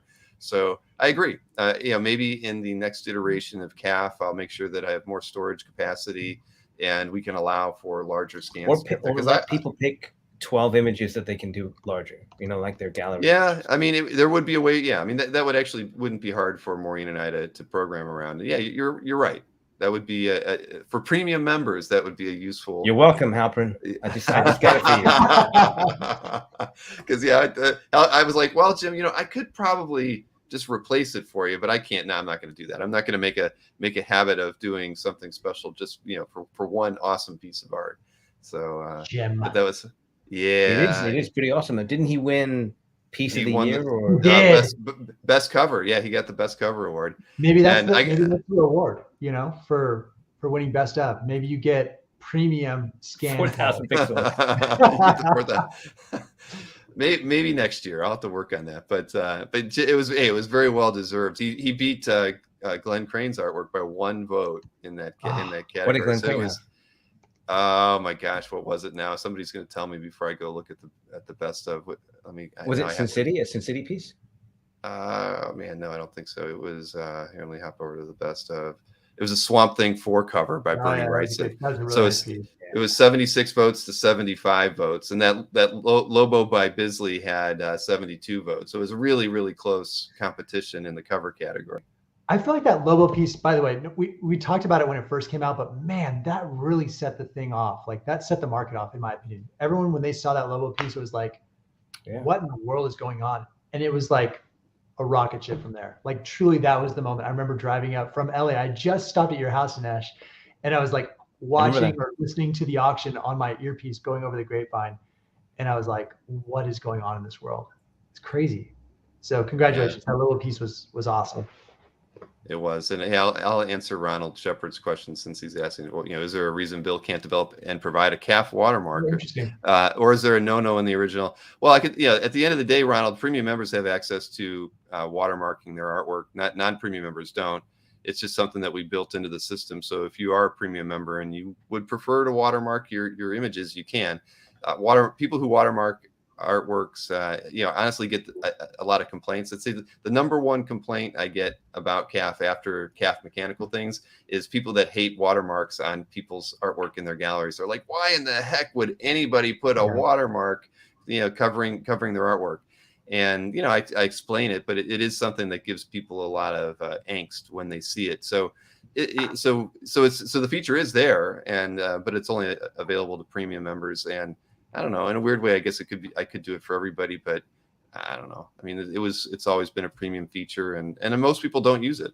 Yeah, screw the complainers, James. That's right. Yeah, no one wants watermarks. Right. At the end of the day, most people don't. I mean, other creators, artists do. The artists that maybe use the site, like Bob Layton, who's posting a lot of commission examples. I don't think he watermarks his art, but I could see where someone like him would want to be able to utilize a feature like that. And some guys have been burned by people stealing their scans and then going and putting them on those poster sites. No, you're right. For artists, that makes a lot of sense. Yeah. So I don't know. I get it, and I don't hold it. I let everybody choose how they want to handle that. I thought it was a good idea early on. I watermarked my images once we built that feature, and then I took it off because I didn't like seeing the watermarks either, and I replaced all the ones that had it. Yep. What do you have next? I think Dinesh, are you up next? And I get what. Yeah, and I was just saying. Yeah, I was just going to answer Ruben. I know what he was asking. But why would I want to automatically watermark images for people? I mean, it's got to be an opt-in kind of thing. So let's see. Next up, now this was going to make several people, I think, very, very envious to see this. Oh yeah, it's amazing. What is it? Oh yeah. Oh my gosh, are you kidding me? This one I did stitch together. This is one of the ones that I spent the time and I stitched together because these are oversized. And it was one of the first times I was like, oh, this can work. You can do it. But it's because it has the big black border, so it wasn't so hard. Sandman 1. Love this book. Pivotal book in our entire medium. Amazing story. Gaiman, Keith. I mean, it's awesome. And I've got some early design work from Sam Keith, where he's designing the mask and Morpheus, etc. And I've got 2 pages from the book. This is one of them. I've just never scanned them. This is one I got recently. And yeah, it's just, I'm excited about it, man. The show's coming. It's an all-time great story. Issue 1, first appearances. Crazy. You get to see the mask. It's early enough in the book where they're still talking about stealing him and pulling him from the other side. Yeah, Sam Keith at his best, man. I'm seeing so much talk about Sandman in some of the forums online. It's insane. Yeah? There's a couple pages coming up, I think, to auction right now, and so there's a lot of hype around that. Man, you got these in time, man. These are nice. I've been looking for Sandman for a couple years, maybe 3 years, 4 years, and I ran across one page that I thought was overpriced, and I regret not buying it now. And then so I've picked up 2 more, which I'm very, very lucky to have 2 pages in the book. Awesome book. Marcus wants a dream. Yeah, me too, dude. Oh yeah, Marcus keeps us on our toes during these shows. Yep. But yeah, as Jordan just said, it's a historic page. Yeah. Yep. And the storytelling is just super strong. I mean, it is ethereal. Sam Keith was doing some of the best work. The composition, the panel layout, page layout, it's really kind of a masterclass. Even that you can see in the 1, 2, 3, 4, 5th panel, that weird light bar that's there, that's a stat that's put on there, and that was a very conscious choice to try and bring the eye down there because of that pivotal moment. It's just very smart stuff. Wow. It's awesome, man. And yeah, definitely a piece of history here. I keep hearing that Sam lives in my hometown, like several miles from me, like very close, and I'm dying to run into him at a comic shop. I've heard to happen. Kooky and awesome and kind of quirky and genius. There's a page from Sandman 8 in the New Heritage, so I imagine that it'll show some big numbers, and these will all be unobtainable from here on out. But I've got 2, so I'm happy. Exactly. You got to be happy with what you've got, but there's always the opportunity to pick up more later on. And it's one of the books that when I think Mike and I first started collecting, part of the reason, correct me if I'm wrong here, Mike, I think we talked about this last time, that we went first appearance was because so much of that stuff had been priced in, right? You couldn't get a Dark Knight page, you couldn't get a Killing Joke page, you couldn't get anything Kirby. A lot of that stuff had been priced in. So okay, where was the value? It was, if you love it all equally, go for experiences. Yeah. Sandman felt like one of the ones that hadn't been priced in yet. Well, that's probably going to change. Well, Preacher feels that way right now. Yeah. I've got a mental note in the back of my mind. I got to buy more Preacher pages. That's true. Yeah, it's a good point. There are a lot of people interested in Preacher pages. I think eBay had one. It was a little bit high, but there's a first appearance Preacher page on eBay. Yeah, if I'm not mistaken. Or that was months ago. I'm gonna look at that. All right, back to you, Mike. Let's see what we got. A Strange Tales 169 page. Yep. So it's funny. Someone in the chat was saying something about Cool Lines earlier, but I will tell you, I bought this page from Cool Lines for a reasonable price. This is First Brother Voodoo. You see Jericho there. Really cool page. These guys are relatively local to me as well, and so I was very happy to do a cash transaction in person, and I couldn't have been happier, man. This is a cool page. I love Brother Voodoo. Some of you know, in terms of the modern side, I'm a big believer in Strange Academy. Brother Voodoo is a big part of that, and so I just really wanted to grab a page from this book, and this was the one I could find. So very happy about this. It's an awesome page, man. Yeah, it's cool. I haven't seen this. I knew you had it, but I hadn't seen it. I haven't seen the picture of it. Yeah, he's not in costume, but there's just, how many pages are there out there? There's not that many, right? So there's not that many. One of those things where it's like, beggars can't be choosers, man. I'll take any page and every page I can find from this issue. A classic issue. Yeah, it is. Yeah. In fact, fabulous. I'll be honest with you, Dinesh. I know you've done some comic stuff too, and I paid less for this than a 9.8 comic book. And I know, like, people will say, well, it's not the same hobby. I get it, but like, I'd rather have this than a 9.8 copy of this book. Have the original. It's the same way I think as well. Yeah. When a page from the book is less than a high grade copy. Crazy. Yeah, it's crazy. And Gene Colan is just, he's a workhorse of comics. Great storyteller. Yeah. Yeah, no, I agree. And there's actually there's like 7 or 8 pages from this book, I think, on CAF too. Yeah. So, yeah. I've tried to hit very up sought after about them, but was shut down, was denied. You guys know, everyone in this chat has probably been hit up by me at some point, but I'm relentless. I haven't been, but I don't have any first appearance art. Yeah, I don't mind. I'm happy where I'm playing. Not you, it's me. Right now. It's me. Bill, would you let go of that lush hair? Because I could use some. I tried to be. I actually cut my hair to be a Bill's doppelganger. Dinesh, look at this. No. I'm like Bill's doppelganger tonight. I cut my hair. You haven't seen it yet. Look. Do I look like Bill? Oh my God! Man, I think I'm jealous now. Shoot. Well, you had that hat on the last time we talked, and I didn't think, I was like, well, maybe you were more like Dinesh. You kind of sporting a little less hair. I'm much more. I couldn't tell. I'm very much like you, Bill. Almost the same length, actually. All right. I'm gonna unravel my beard, and it's gonna be. Man, hair has come up in a lot of conversations lately, but you got those lush locks like Thor. I know you're a big Thor fan. I am, and I told you I was actually going to get a nice haircut about a month ago, and Maureen and my daughters were like, no, everybody likes you with the long hair, you can't cut it off. So I was like, son of a gun, because we bought a house in Florida, and we're probably going to be making the move official later in the spring. Cool. It's going to get hot, so I'm thinking, I don't think I'm going to want to keep this really long hair and be living down in Florida, or it'll always be pulled back like Mike's. But so I was going to get it cut pretty short, and they talked me out of it. They're like, that's what everybody expects, and I'm like, it's a bunch of guys. They don't care what I look like. It's all good. It's all good. Yeah. All right. Well, let's look at some more artwork here. I was missing out on paying attention to the chat again. Nothing good left. I mean, there's no good pages left in this lineup. No, not one. Not a single. Oh, it's mine. Yeah, it's back to you, Dinesh, for this. This is a Spidey 129 page. Spidey 129. So this again another trade. This is my second. I'm very spoiled. It's my second Spidey 129 page. I have no page of Punisher on it.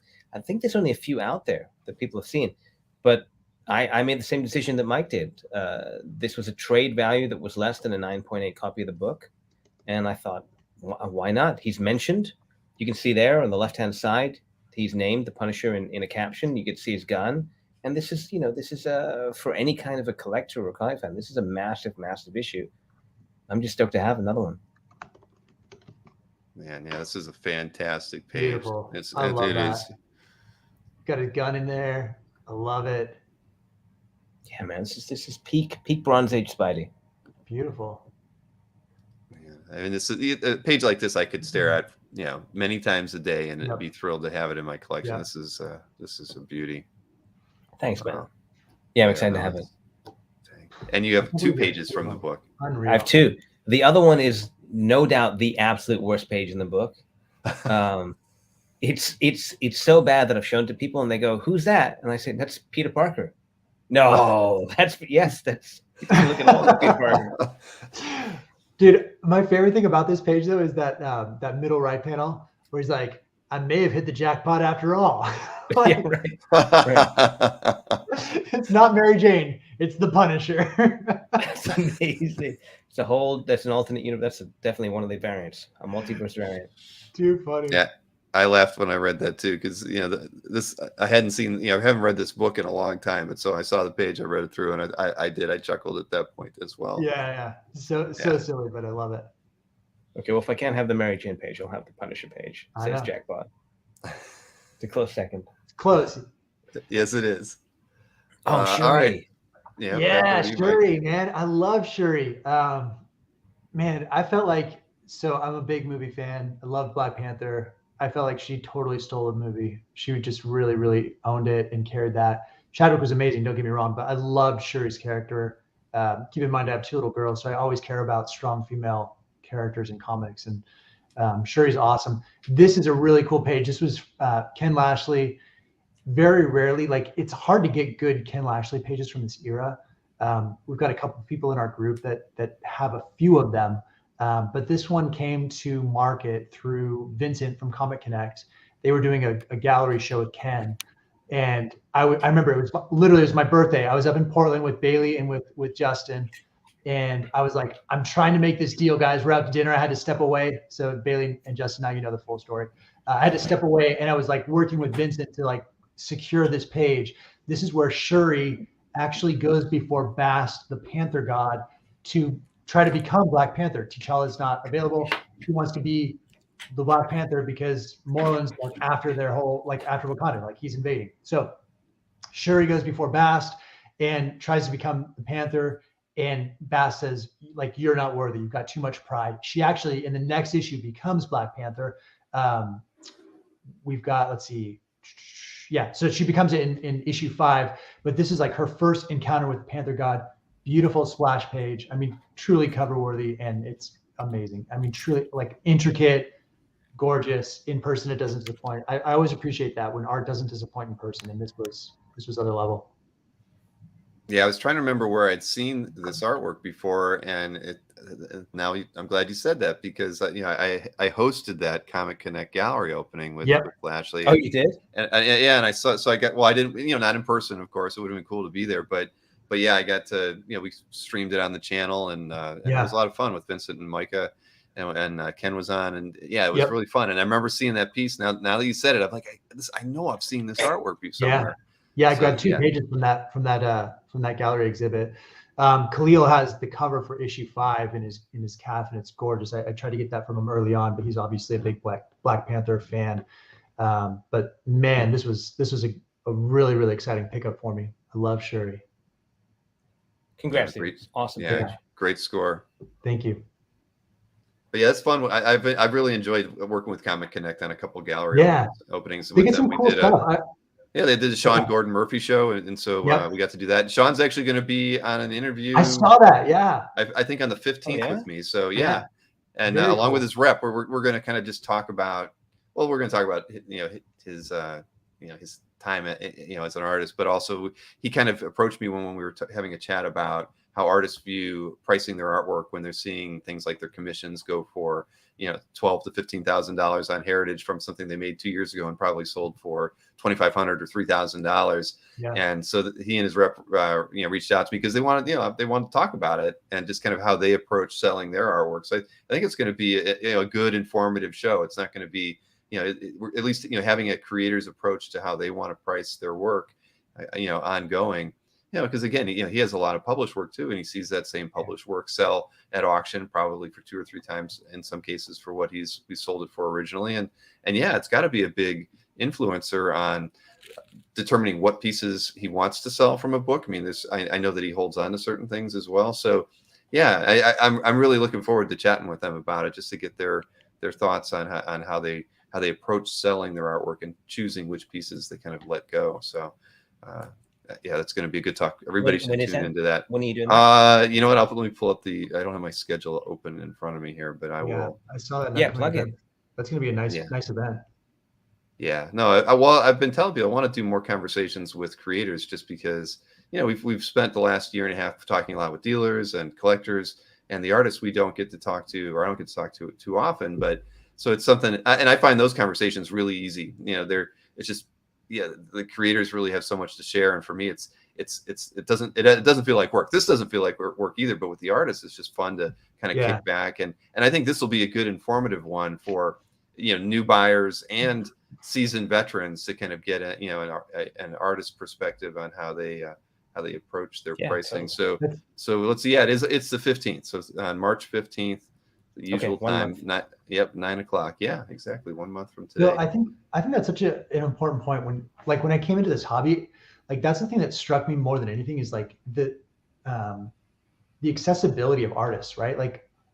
In comics, you're dealing with other collectors, but in this, so many times I'm engaging directly with the artist, and that is a really special connection that you make. And I think that, for anyone who's in the chat or kind of checking this out for the first time, to me, that is the coolest thing about this hobby. That's why I'll never go back to, just full comics. I'm a total convert because I love connecting with artists and just seeing their process and knowing oh my gosh, thinking about Ron Lin, for example, I love Ron, I love his family, his son, I care about them as people, and it goes beyond just the print. That's really cool. Nope, I care about no artists, Bill. What's that? I care about no artists. They're useless to me. Just a vessel. It's go well. My ego-driven collecting and my investments. I know you're full of it. Such a bad liar. I see the chat asking you to get Jim Shooter on, and it reminds me that I hate all artists. That'd be amazing. Mm-hmm. Yeah, you should get Jim. You should get Jim on. I've thought about reaching. I've thought of. Well, I know it would be a very interesting conversation if I got Jim on here. Yeah. I've thought about asking him. Because people have suggested it before, and I could probably get him. I mean, I don't see why not. I should do it. I mean, yeah. All right. I'll see. I'm making a note. I have a long list of people that I'd like to ask, so I'll put Jim. Jim's great. He's got great stories. Jim is an incredibly talented writer. Having worked with him, he's got great stories. Political way to phrase this would be that many other people who were there at the time dispute his version of events. Mm-hmm. Interesting. So just be careful of that. Maybe even need a disclaimer. We published an interview with Jim in one of our hardcovers, and then had to reprint the hardcover with a disclaimer that we're not confident these are the actual events. So be careful. So I have to be really careful what I ask him. You're right. Maybe I need to start the show. Actually, I don't have to be that political. I can say this: Jim has stories about his time with me that are completely fabricated. But he believes them. That's the weirdest part. He genuinely believes they happen that way. Well, so maybe now you get. Now I'm going to put. I'm scratching out Jim Shooter right now. Can we? I want to. Can you have us on to interview Jim? I want to interview him now. Let's do it. Drunk interview with Mike and interview him. The three of us should interview with Mike and Dinesh. Sure. Well, he could tell the stories about you that aren't true. He wouldn't. I don't think he would do it if I was there. He doesn't like me anymore. All right. Well, well, we'll see. All right. I will uncross off his name. Sock puppets. Drunk sock puppets with Mike and Dinesh interview. I'm imagining Nick Brucci in the chat right now being like, as a fellow publisher, being like, "You've drank too much, Dinesh. What are you saying? Calm down." I haven't. I'm drinking water now, Nick. This is water. The voice of reason. Nick said you can't argue that he helped save Marvel, and that is true. He came in at a pivotal time, and I mean, somebody was asking me who was it the other day? Someone's like, so if we had to say where Bill fits in the comic art world to, like, where does like Stan Lee and Kirby fit? I'm like, well, I said A, I'd rather just be known as a collector, but B, I don't want to be known as the Jim Shooter. Just make sure that you don't say that I'm that guy, because I don't feel like I would be that guy. I've got to be somebody else. I don't know who that would be. You're Lloyd Jaquette. You're the Lloyd Jaquette of art. You're the one you started it. You're responsible for Marvel Comics 1, Fun Comics 1. You started Marvel and DC off. You kicked it all off, man. There you go. All right. Now that I can go with that. I can definitely go with that. And he had long hair.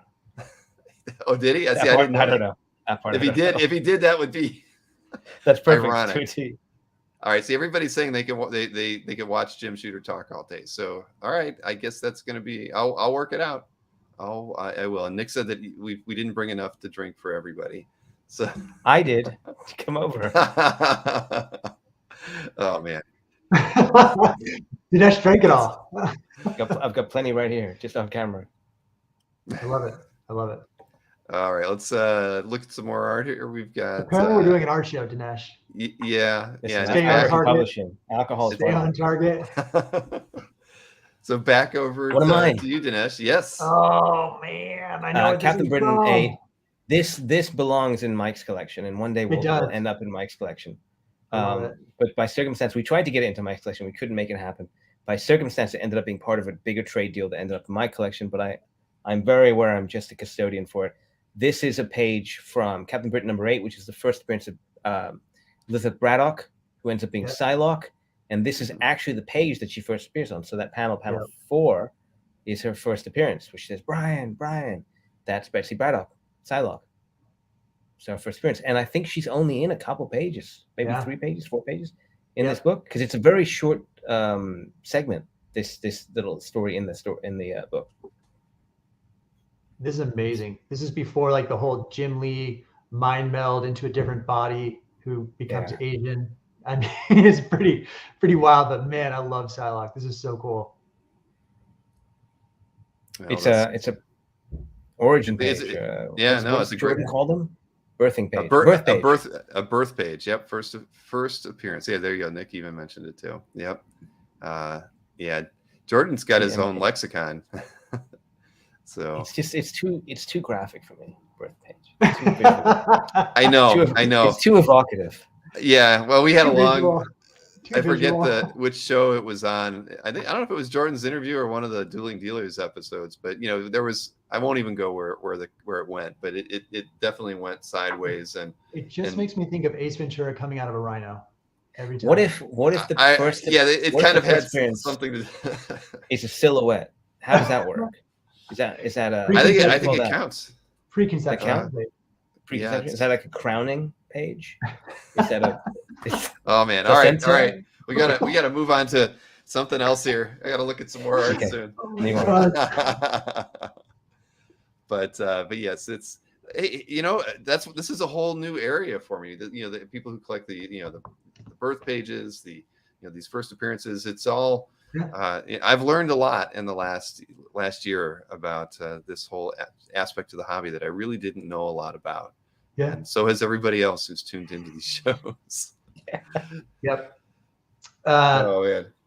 Awesome page. These came in. Special thanks to Paul in the chat. Paul, you know the situation, and really, really appreciate you on this one.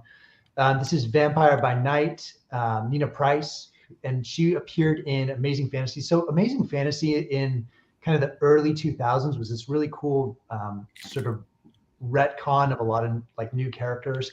And Nina Price is related to Jack Russell. I think she's his niece, if I'm not mistaken. She is like werewolf, but also gets bitten by a vampire. And so she's like the Vampire by Night. So anyway, this is her first appearance. There's like 6 pages in this mini story. It's Amazing Fantasy 10, I believe. And I just loved this whole Amazing Fantasy series. I'm a big fan of the run and the characters there. So really, really excited. Federica Manfredi was the artist. This was actually her first Marvel published work, actually. So she's cool. Lives in Italy. Yeah, there's more to come on this, but pretty excited to have this one in my collection. This was one I was after for a while. Congratulations. You do such a good job of tracking these down, man. I don't know how you and Chris Bailey and those guys do it, but you guys read everything and you're just able to grab the stuff so quickly. It's awesome. Yeah, it's really cool. It's really cool. Great character.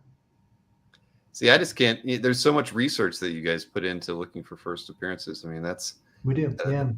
I mean, it's not just the buying. It's like it's the discovery. It's making sure that you're set on knowing that this really is a first appearance, or it's a or that sort of thing. I mean, to me that's a lot of work, more work than I'd be willing to put into the hobby. So I commend everybody that does. It's right. Yeah, I think because you guys must have a long list, right? I mean, because you can't really satisfy that itch, right? I mean, it's funny you say that, Bill. So I think our friend Bailey really talks about it better than I can probably, dictate. But I think what happens in the hobby is people just sort of stop reading.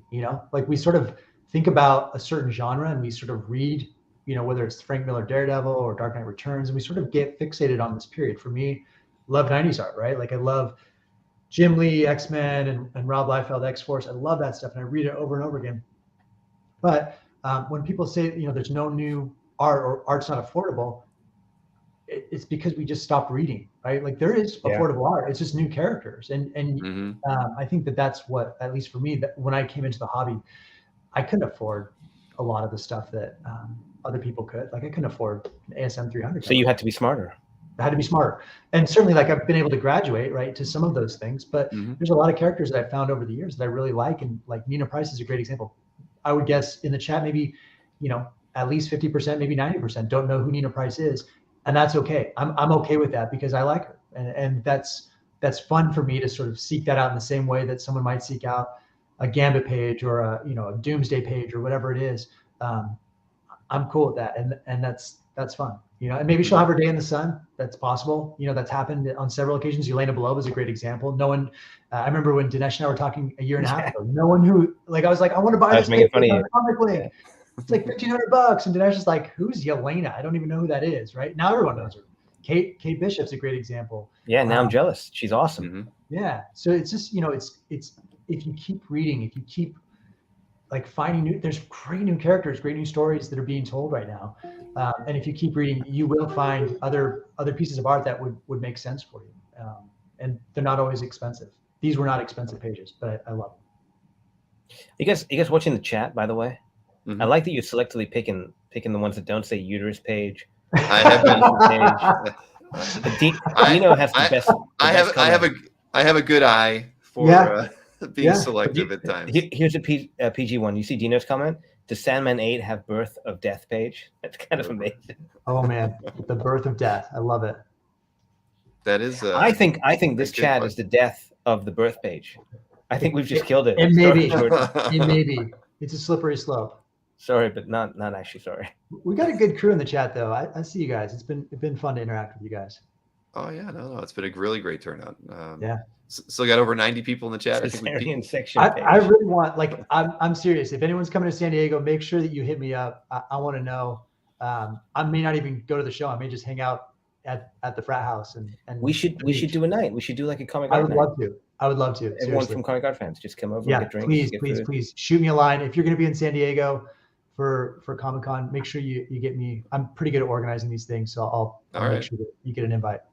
I would really enjoy that if I'm going to make it out there. Yeah, so please. I will let you both know. Yeah. Awesome. All right. Let's see. We're going to switch back to Dinesh on this one. Right. First appearance of Spider. How do you say it out loud? Yeah. SP Spider. DR. This is the robot from Into the Spider-Verse, man. This is a big deal. It is. Love that movie. I've got a couple pages, couple different characters from that movie. This is one of them. A buddy was selling some pages, wanted to buy something in his life, and was happy to help. So picked this up. Kudos to franchise. Yeah, Francis. Yeah, for letting go of it. But yeah, Robo Parker, Spider. Awesome page. I also just I'm not familiar with the artist, but I love the style. The kind of wobbly, sketchy style is really cool. Jake White. So a lot of this stuff, what's really cool about this is a lot of this issue is actually done digitally. So they're only a handful of pages. Really? I didn't know that. Yeah. A lot of it was done. I actually, I have one of the other, I think I have the subsequent page. Love this issue, man. Dinesh, if you hadn't bought this, I would have definitely pulled the trigger. But you wouldn't have a page, so you got to spread the love around, man. I know, man. I'm happy you're in the club. But it's cool because I read the whole series. Age of Spiders 5 is the issue, and it's a completely different art style, completely different coloring style, completely different storytelling style. It's great to see the creative team just take a big, wild left turn. Yeah. And I love that big panel top left, where you get the big white background, but if you look, you see the skyline there, and it's just a really interesting choice to do that very high background. It's not done often in comics. It's done a lot in films. If you watch especially westerns, what was that film that just got nominated this year? Power of the Dog. They do it a lot. Big, high backgrounds. And it just creates this imposing, kind of overwhelming sensation. This entire issue has that. It's just a really smart choice from a storytelling standpoint. Yeah. For the character. I love it. I love the design. Definitely different than the movie design, but I love that, this is the original and this is what it was based off of. It's really cool. Yeah. That's a beautiful, beautiful page. I like it a lot. And you're right. The chat's kind of fun this evening. They are. They're lively. I like it. People saying hopefully not an artist that draws the pages afterwards. No, this was all done pen and ink for the book. Yep. I just find it I'm not a fan of artists that will print a page out and then ink it on top after it's done digitally. So I tend not to buy those. Mm-hmm. But I know some people like them. I don't like monoprints either. People like them. So I stick to pen and ink only. Pen and ink originals. I agree. I am a traditionalist as well as far as that goes. I wouldn't. I haven't. We're old. Haven't bought Yeah, that's probably part of it. I mean, I'm older than you, Dinesh. I don't even want to hear it, man. Yeah, but you look younger than both of us. So I do. No, it's the gray. True. We got a little gray here. It is. I mean, yeah. You color? Let's make this a grooming thing. Do you color? Just for men. I'm not just an owner. I'm also a client. I like how all your other interviews, Bill, are very, very much about art. And then whenever we get on, it's fashion, and I told you it's like probably the last 2 out of 3 shows, or 3 out of 4 shows we've talked about hair one way or another, and it's not mine. We were talking. There was something about a Chewbacca piece by Ryan Sook the other day, and actually last night with Davi Go, he just draws the lovely flowing hair on all of his characters, and so we were talking about it then as well. So hey, 3 out of 4, it's a new topic, but sorry, these guys in the chat they're getting me tonight. They're kind of crazy. Yep. Let's see. So we're back over to Mike. Over to Mike here. Yep. Let's see. It was number 20 that we had here. This one's oh yeah. Cool. So I was just talking about new characters, right? This was a new character. Bailey turned me on to. This is Jax Chopra. This is Dane Whitman's daughter, it turns out. Spoiler alert. Sorry, I should have told you that. She becomes the Black Knight in this series. It's Black Knight, the Curse of the Ebony Blade. Awesome. I bought this because Bailey's like, I'm grabbing these pages. They're pretty cool. Maybe think about it. And I grabbed 2 pages from this. They were very, very cheap from Annabelle Kirby. Shout out to Annabelle. She's a great rep, and was very excited for this. I love the artwork on it. I was just like, that's cool. And then it turns out like either the next issue or a couple issues later, you find out that she's Dane's daughter. I was like, wow, like that was a score. I had no idea. So I love the artwork on this though. Very, very cool. But Mike's right. We're very lucky. We've got a group of friends. We've got a big Telegram chat that everyone's just super friendly, supportive, and occasionally people will be like, "Hey, I saw this. It's not for me. Would anyone be interested in this? I can connect you to the seller, etc." And it makes it the whole thing easier. Yeah. I passed on a couple pieces this week. Jesse's was in the chat. I saw him earlier. He's got a great cover coming his way. He picked up from Annabelle as well. So it's cool. I love the camaraderie and just looking out for each other. Definitely helps. So if you're not in a group, shoot me an email about that too. Let's connect. Yeah, I tried following it, guys. It feels like this. I tried. I really did. I couldn't. No, I was enjoying it. I was following it. But I was like, there's too many. I'm in about 4 different chat groups over on Facebook, and then adding that extra one in there with the app, I was like, oh man, this is just too much. That was tipping point. It is a circuit. It was. Well, and I realized I'm not. I'm better on the computer and the desktop than I am on my phone, which I've never made that. I haven't really made that transition really well over to just using my phone. I don't use it for email either, and I know is I know it's blasphemy to most people, but I just can't do it. So I don't know. I'm a stick in the mud at some level. You're old. I'm gonna keep doing this. This is my thing for the day. I know. Maybe if I had a drink before most shows, I'd be a little bit more free spirited. But then you need to pee like I do. So the next time Mike goes, I'm gonna run to the bathroom. So just hold a little longer next time. Awkward. I'll remind you. Oh man. All right. Well, back to you, Dinesh. Since You're we now know that we won't try to keep you too long on this. Or I should do it now and then talk very slowly. Don't listen to the dripping water in the background. No. Darkhawk. Yes, this is the Darkhawk. Last page in the book. Page 22. It says 24. It's not. It's page 22. 24 with ads.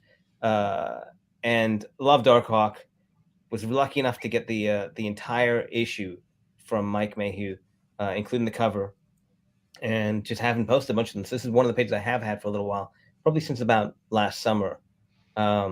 And he's only I think he's in costume in about 6 pages.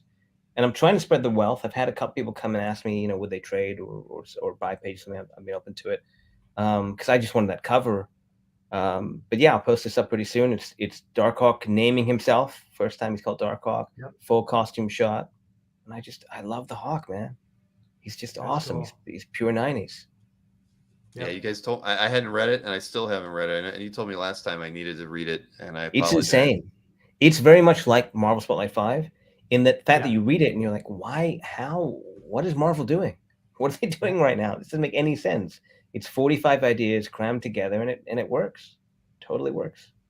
Yep, I love it. Writing another reminder. Robinson poster in the backgrond.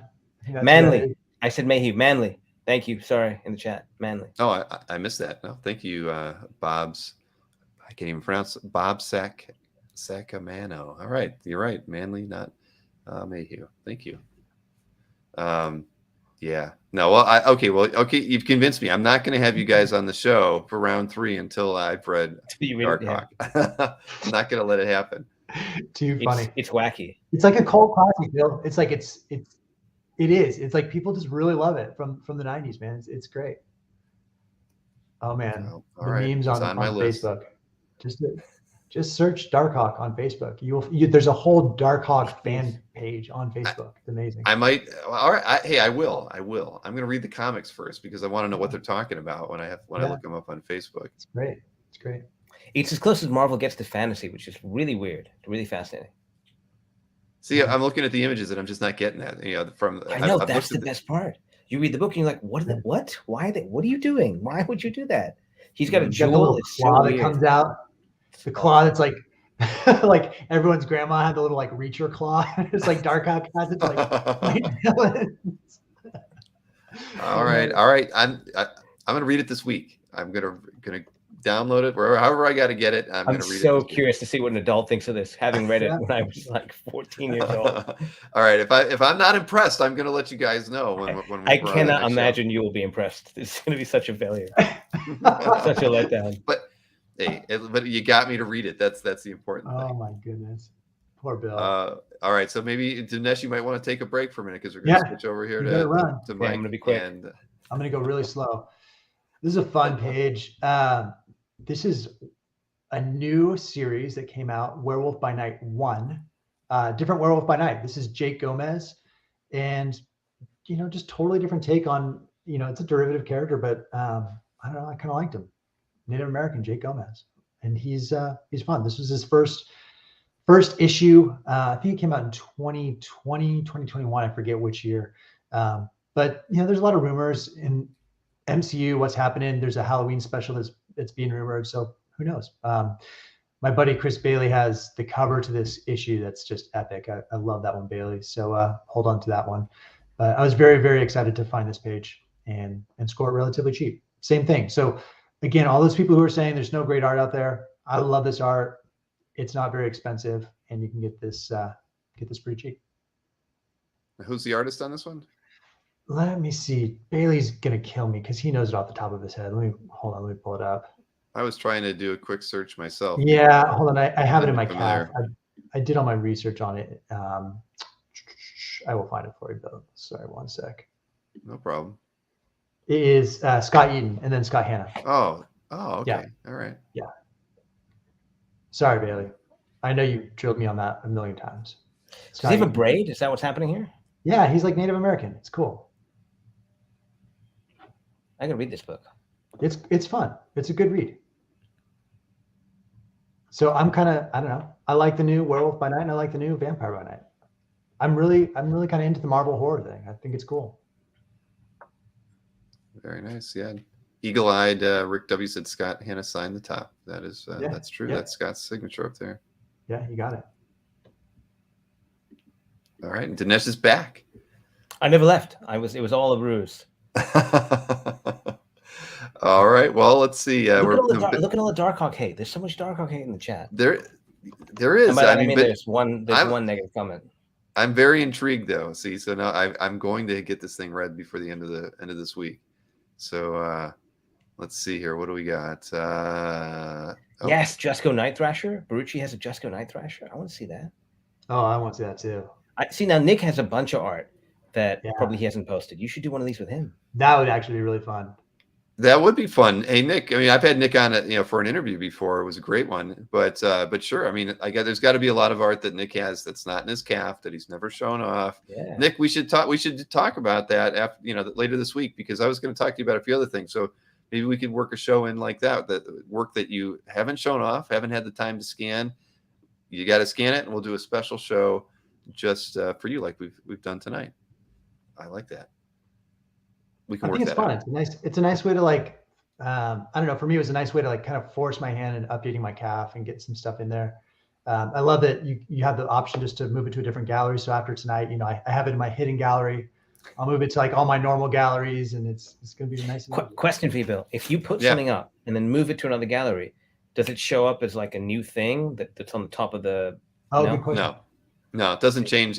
Everything on CAF keys off the date you made it active. So you could leave it in, you could add it and leave it inactive in your CAF gallery and turn it on a month later. It'll take the date that you turned it on a month later. But the moment you've made it active, it always looks at that date, because I think early on we had done a few things that allowed people to sort of manipulate that, and then they took advantage of it. Especially in in the classifieds, for instance, there was people would move it in and out of the classifieds, and we'd make it new. In the classifieds. Well, so somebody would say they'd leave it in the classifieds for a month, then take it out and then put it back in, and it would update the date again. Populate again. Yeah. When people, and then when they figured they could do that, then they would do it every day. Yeah. And so we just kind of decided at some point around year 2 or 3 that we were just going to stick with the first added date to key off of everything on CAF, and stuck with it, for better or worse, because everybody who's a new member that is, people become members, premium members of CAF by and large, I think. I mean, they want to support me, number one, but number two is because they've got art to sell. And that's always their first question. It's like, hey, I just put my art in the classifieds. Why isn't it new? And I'm like, well, is it something you were moving from one room into a room that you've got art for sale, or did you just add it? And then it's almost always somebody who's moved a piece that's been out there for 2 years. And I tell them, well, it used to work the way you think it should work, but it doesn't work that way anymore. And so they're always like, and I tell them, turn it off, make it inactive, add it new for sale. And if you sell it, fine, just delete both of them. Or if you don't get to sell it, then you can just delete the piece that you put in your classifieds and turn the other one back on. That's got all the nice comments and views, and you're back to where you were before you put it up for sale. As long as I just don't like having two pieces live of the same artwork. Yeah, that makes sense. Yeah, makes sense. Especially in the same gallery. So, but yeah, that's a pet peeve that new members have when they first experience using the classifieds, and we work around it, make everybody happy one way or another. But so we're down to the last piece for both of you. Oh wow, that was quick. Okay. And so we did good. We're almost at the 2 hour mark. So yeah, this worked out. 24 artworks, I think, is a good number when we're doing these. Yeah, that's I good. believe we did that the last time too. So yeah. So back to you, Dinesh. Yes. Shadowman Zero. Bob Hall, wraparound cover, chromium cover. I love my gimmicky covers. Anytime I see a gimmicky cover, I try and grab it. I got this from a big Valiant collector who sold me a bunch of Valiant art as a big lot. He'd had it since I think like 95, 96 when Valiant moved to Acclaim, and I just hadn't had time to scan this. Again, had to stitch it together. But I love this piece, man. I had this book growing up and super excited about it. Just fun to see. That's cool. Love that. Yeah, and I mean, he's a lot of love for this one. Yeah, so cool. I will grab. In fact, actually, hold on. I think I have it here. Dino Mauricio asked me to show a piece up that I just got in the mail recently. So whenever you come back to me, I'll have it. Oh yeah, here. I'll nice. Full screen. Magnus 4, cover to Magnus 4. Dino was kind enough to trade it with me. So I've got the cover to 2 and 4 now. Trying to get all those Valiant covers. That's cool. Lucky for me, not a lot of people care about them. I don't think that's true, man. I don't think it's true either. I don't. I mean, there's always been a love for Valiant. I mean, it's not like there's thousands of art collectors, but no, the people who really love it. I mean, man, I think the numbers are kind of growing too. At the end of the day, I mean, maybe no, it's because they shouldn't grow. We need to age them out, push them away so I can get them all. Well, you may end up with them all one day, but at this moment, there's a lot of other fans out there. So, there you go. And even Dino said, "Congrats on that one." That is a beautiful piece. Yeah. Dino's had an excellent last 12 months of collecting as well. I mean, he's. I should have Dino back on sometime because his collection has changed a lot since I first interviewed him, and he's had a wonderful year, and was one of the category winners in our show, the pinup category for that. Stevens. That was a cool pinup. Yeah, Betty Page piece. Sorry. Yeah. That was a great page. Great piece. Yeah, without question. I mean, that could win every year if it was put. hopefully, that was one question or one thing that came up, and somebody asked me about it. They're like, shouldn't you put like some kind of a preventative measure in a certain piece being able to win year in? Because if like say it, a particular cover changes hands multiple times and it's always put back into the best of. And I was like, well, you're right. There probably should be something, right? I mean, because you think about that, any of those pieces that won this year, if they changed hands, could be voted in the next year. So it's something I'm gonna have to think about to kind of make it a little bit more fair. Like if a certain piece can't win, you gotta have like a 4-year delay or something before it comes back in. But that'd be upsetting, right, to the collector that's got it, and he's like, but I bought it and I can't even put it in. I think it should. I think it qualifies, man. I think if it moves, it probably does. And then it's really back to the collectors. Do you want to vote the same piece in? And I would never tell people not to, but it would probably be at the discretion of the whoever chooses to vote. You've got 2 mechanisms. One, if it's the best of, it's probably not going to move galleries. Probably no one's going to sell it, right? It's unlikely to happen. I wouldn't think so. 2, people are probably not going to vote for it again. Yeah. Part of it is it's the newness, right? Oh, I haven't seen that before. Right. If Halpern sold his X-Men 50 cover, I don't think it'd win next year. Oh man, that's one of my favorites. I love that cover. It's great, but it's like a top 10 for me. I was so jealous when he posted that. I was like, "You're kidding me." I know. I know. I felt the same way. Polaris. You know, I have a page from 49 Stranko and love, but man, that covers other level. It is, but yeah. See, I'm just kind of reading the chat because this was actually something I was going to be chatting about on Thursday with the group to get some thoughts, because we're finally putting the programming together to kind of carry down like the awards down to your CAF gallery, so I can show like when Dino's piece comes up, there'll be a trophy. That's awesome. That's awesome. With the art and as part of his kind of profile section. Maureen's working on that right now. So it's kind of a question. I because it came up and I thought it was a valid one, I was going to pose it to everybody on Thursday too, just to kind of get their feedback. How do we treat, repeat pieces and all that? But I think you guys are right. At the end of the day, if I voted for a piece one year, I'm probably not going to vote for it again the next year if it changed hands, only because I'm trying to look for new stuff, more new exciting things.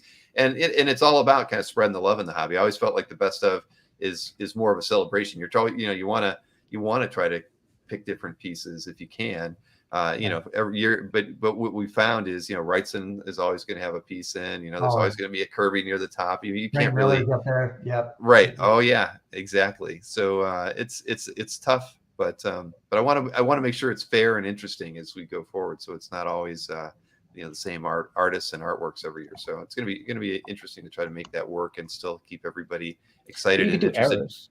You could do best of for Golden Age, Silver Age, Copper, Modern, Bronze. Yeah, well, that was part of what we were going to do, was implement the ability for you to kind of date the piece, whether it's like you're saying, or it's by 10 or 20 year window, so that people can go in and say, you're in a category that's normally going to be won by by Wrightson, but if you could just look at the highest vote getting artworks from 2000 and forward, which ones were those? So even maybe we're not giving an award to the piece that was created in the last 20 years, at least those who were posting, say, artwork to the cover category would get to see where their piece kind of fell against comparable pieces from the same era and the same artists that were dominant in that time period. That makes it a little bit more fun, because you maybe only the highest vote total piece in that era got 25 votes. But against other pieces of the same piece, you might see that it was really close and competitive, and would give you definitely a different perspective on the artwork from there. And so we're looking at trying to make it more interesting in that way. So it's not always going to be the same artist. I mean, in strip art, it's always going to be, Charles Schultz is always going to have a piece near the top, right? There will always be a Prince Valiant piece or two at the top. You can't get around that, unfortunately. But if you did it by era, maybe you'll see a few Beetle Baileys every now and again, right? Yeah. And so I think that's going to be a big part of the awards going forward, just so we can recognize, and not ignore it too. Like when we present the winner, then we can say, but by era, these are the pieces that got the highest votes. So, cool. Cool. It's a good idea. And as Marcus says, time gaps. Yes, exactly. Well, that's what we're going to call it, time gaps. All right, so we got the last piece of the evening here. Let's cue this one up. This is in Mike's collection. I actually owned it. I didn't own this page, but I owned a page from Century One for a long time. I love this book. I love this book, and really I love this page. Love the little belly. I'm getting older, and I like seeing a superhero with little something extra. So special thanks to Jason for this one. Jason, I wasn't planning on having you take all my money this year, but you definitely took some money from me. So thank you for this page. That was cool. I love Jay Lee, great artist. Certainly I grew up watching reading a lot of Jay Lee stuff. And so it was cool to have another page by him. It's funny. I saw Jay up over at Emerald City Comic-Con. We were just talking about some of the pages that he's created and some of the first appearance and, characters he's been a part of over the years. And he was just like, man, if I had only known, if I'd only known where some of these because he drew Yelena too. He had first Yelena pages, Century. He did the cover for Something's Killing the Children, the variant cover for New York Comic-Con. He's got a treasure trove of amazing stuff that he's done over the years, but certainly some really, really key pieces that are very iconic. And so you see that with artists, where now they're kind of, some of them have some regret about letting pieces go over the years. He's actively trying to get pieces back into his collection, which is cool. Yeah, that's the sad part about what's happening with the marketplace, right? Is these artists sold them for when everyone thought they weren't worth anything. I am starting to see some of the sales. I've heard some of the sales percentage goes back to the artist, especially the stuff that had disappeared from publishers and now are resurfacing. They're getting the blessing of the artist by involving them in the sale to a certain percentage, which is good. That's cool. Yeah. But yeah, it love does, it. But just this that kind of stuff doesn't happen enough, but it's it doesn't happen enough. Yeah. This page though, to me was just like a human page. This was just a very just a dude who happens to have superpowers, I like that. Right. Well, there was a lot of fun hype around that book when it came out, right? I mean, cool. That's why I picked up the first 4 or 5 issues there. Yeah, I love it. Was and I had to have a piece. I don't even remember. I don't know why. I love Jay's work too, and I don't have any of it any longer. But yeah, I should have held on to that page. I was a part of a panel at a local event here recently, and they were talking about one of the questions I asked her. Who are the DC fans in the room? Who are the Marvel fans? And we were talking about some of the differences and why someone's a DC fan versus a Marvel fan. And it really comes down to accessibility. With DC, you have these gods among us, and they're sort of larger than life. A lot of Greek mythology and things like that.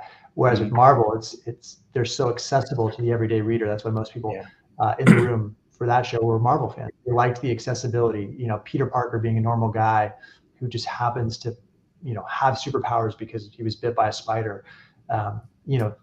Guys like Moon Knight, we're seeing Moon Knight coming out and split personalities and mental illness and character. Right. Yeah, I love that. I love the humanity that Marvel sort of ties in.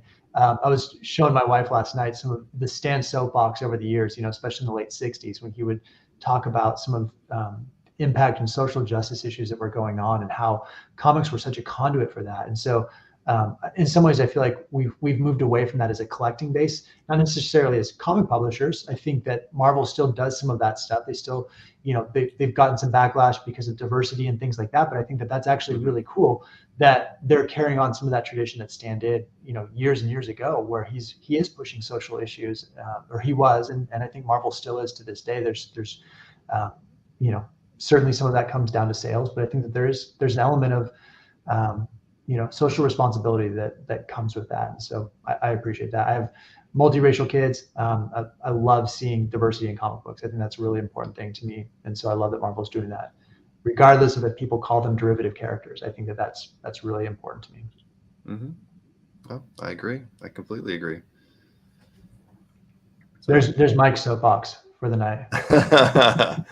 Yeah, but that's how we should end every show, Mike. Is with the soapbox. I like that. And if you ever have something that you want a soapbox, I mean, we have that Thursday night show. I can give you a 5-minute spot anytime you want. If you just let me know. Do it. I will. Yeah, seriously.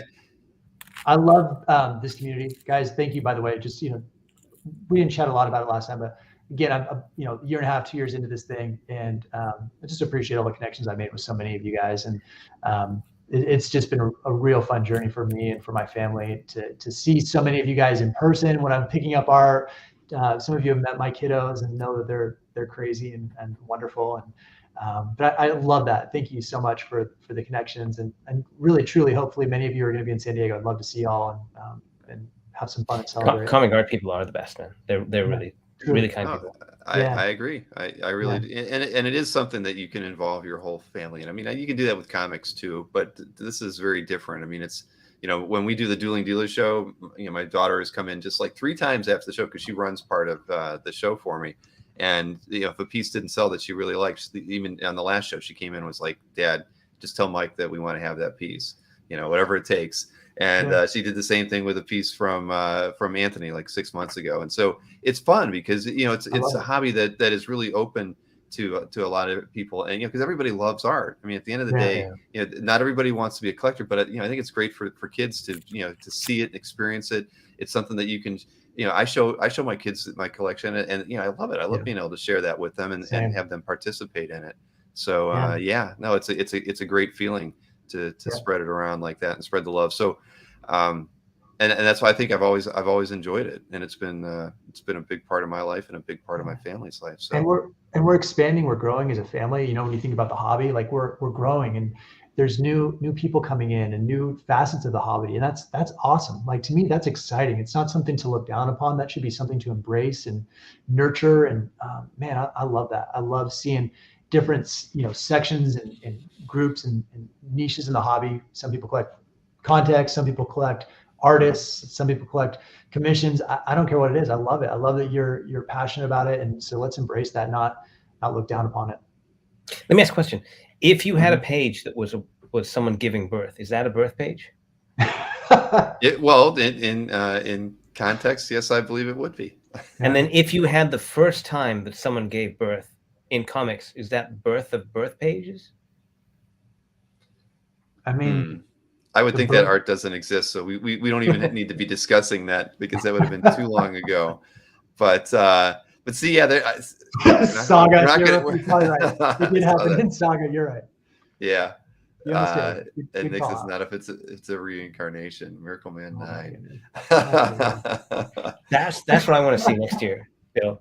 Is the best of for birth page. It could become a category.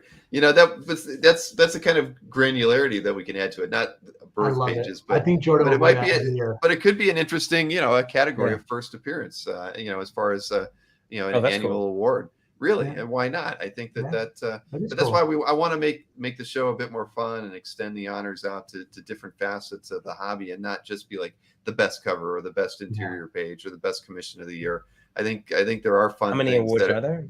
Right now there were 10, and then we gave out 5 awards that were kind of like, I can call them participation awards, but Marcus got one because of being the most commented.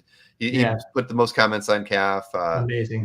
Nick for all the help he's done in the in the chats, and a lot of other things that he's done for me over the last year. James Siegel, who ran one of the shows, the collector conversations thing that we did on Saturdays, and then we gave awards to the piece that had the most comments for the year, and then the art collector that added the most art to CAF last year, which was like 800 pieces. And trust me, there were dealers that added more, reps that added more. So that's why we really said it had to be a collector. And this collector didn't have one piece for sale in their CAF gallery, and they added about 800 pieces to their CAF gallery. And the runner-up was a guy who was new to CAF, posted like he joined in 2021. Posted like 700 pages over the course of the year, because it was his first experience, and he'd been collecting for so long. And so I felt like those kind of participation awards, that those are the things that make CAF great, right? People who post artwork that gets a lot of comments. And I even scrolled through the piece that won. It was a cover, the X-Men 113 cover. I don't think the owner of the artwork did any of the replies, so it wasn't like a piece where it was a lot of back and forth of comments. It was all straight love from the community, chatting about and commenting on that piece. And so do replies count towards the comment count? Well, they do, really, unless I'd have to count them out. But as it gets incremented, so you could theoretically game it to but I don't think people necessarily do it. But if we were doing things based on that, I'd have to find a way to not count those. But I did check on that piece. I was like, let me see, and I'm like, nope, Bill J didn't. I couldn't find one comment that he had made as a reply to any of the 113 comments on that piece. So and Bill, and who is it now? It's Tom Fish probably is leading the pack for 2022 with that X-Men cover. I think he was already right. I think he was already way over 130 comments already for this year. And I know Tom doesn't reply to any comments, so those were all for Just wait till he shows that Secret Wars 8 page. You've got to divide the comments by 4 covers. Right. But yeah, so those, so that's what we did this year, and I'd like to think that next year we can kind of come up with some niche categories like first appearances, and I'm sure we can come up with a few other of those kind of concepts as well, and then keep rewarding people for supporting CAF and supporting the chats here, and just making the hobby a more fun place to be, because like we've talked about, you guys have talked about the friendships and the fellowships that you make that really make the hobby fun. It really is what drives this hobby, and so I think. It's maybe you don't have to reward people for it, but I think that's kind of, it's an acknowledgement, when you're able to say, we appreciate the efforts that Marcus had done last year. I mean, literally 18,000 comments in a year. How does that happen? That was how many? Yeah, I think the runner-up was around 3,000.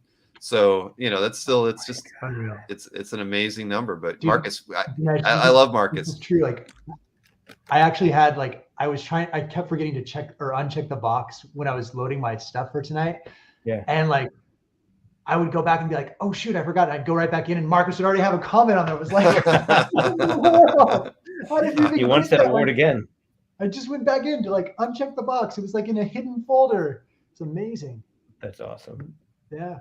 Yeah. Pretty cool. No, that's well, that's again, that's the thing that's always been special about CAF is everybody's joy for the hobby, and it's always made. I always have energy. It's like even after all these years, 19 years of doing this, I feel more passionate about the hobby and CAF today than I did a year ago, and I think that it's really because of the fact that. I think that we've come together, thanks, partially due to COVID, it's forced us to even be more interactive than we were before this. I mean, we used to only get to see each other at shows and, and do chats on Facebook and things. And just, this has been, a joy and a real pleasure for me. And I'm excited for the next 19 years. It's going to be a lot of fun. And, how often I get to meet you guys. I mean, you guys have, been, an inspiration to many, and envy at the same time on CAF every now and again. But I mean, that's kind of part of the hobby. You see a collection you love, and but no matter how much you can feel envy about it, you still appreciate the fact that the artwork's out there and it's being shared with everybody else. And that's the whole purpose of CAF, was to make a place where people could share all the artwork from their collections that they were willing to put up there for everybody. So, yep. Thank you. Yeah. Bill. And thanks for the community. My pleasure. So, well, listen, guys, we're going to call it a night, but we're going to have a round 3. So make sure, and Dinesh, if you want to get 24 scans of the Silver Age art and have a show all to yourself, Mike, you'd have to come on so you can comment with me. I'll just commentate. Yeah. I mean, that would be, but we got to work that out. So either you get a bigger scanner or how you. I will buy this bigger scanner and we'll figure it out. That'll be fun. Okay. Because that would be great. I think that this was a lot of fun, and I do look forward to doing another one of these shows. This is a blast. And Bill, let us know about San Diego. Yeah, I will as soon as I've because that's right around when I know that I'm going to be making that move finalized. So we'll see if I can squeeze it in. I'm going to do it because it's long overdue, and I'd love to get out there. And Mike, let's do it for anyone in the chat as well. Yeah, for sure. I sent a message to everybody out there. Please, if you're going to be in San Diego. Or San Francisco at the end of the month too. I'll be in San Francisco, but would love to see you guys out there. All right. Well, thanks for tuning in again, guys, and everybody in the chat. We appreciate it, and I'll be online again tomorrow hosting another Dueling Dealers of Comic Cards. So you got time, tune into the show. It's always a fun time for me, and usually a fun time for everybody in the audience.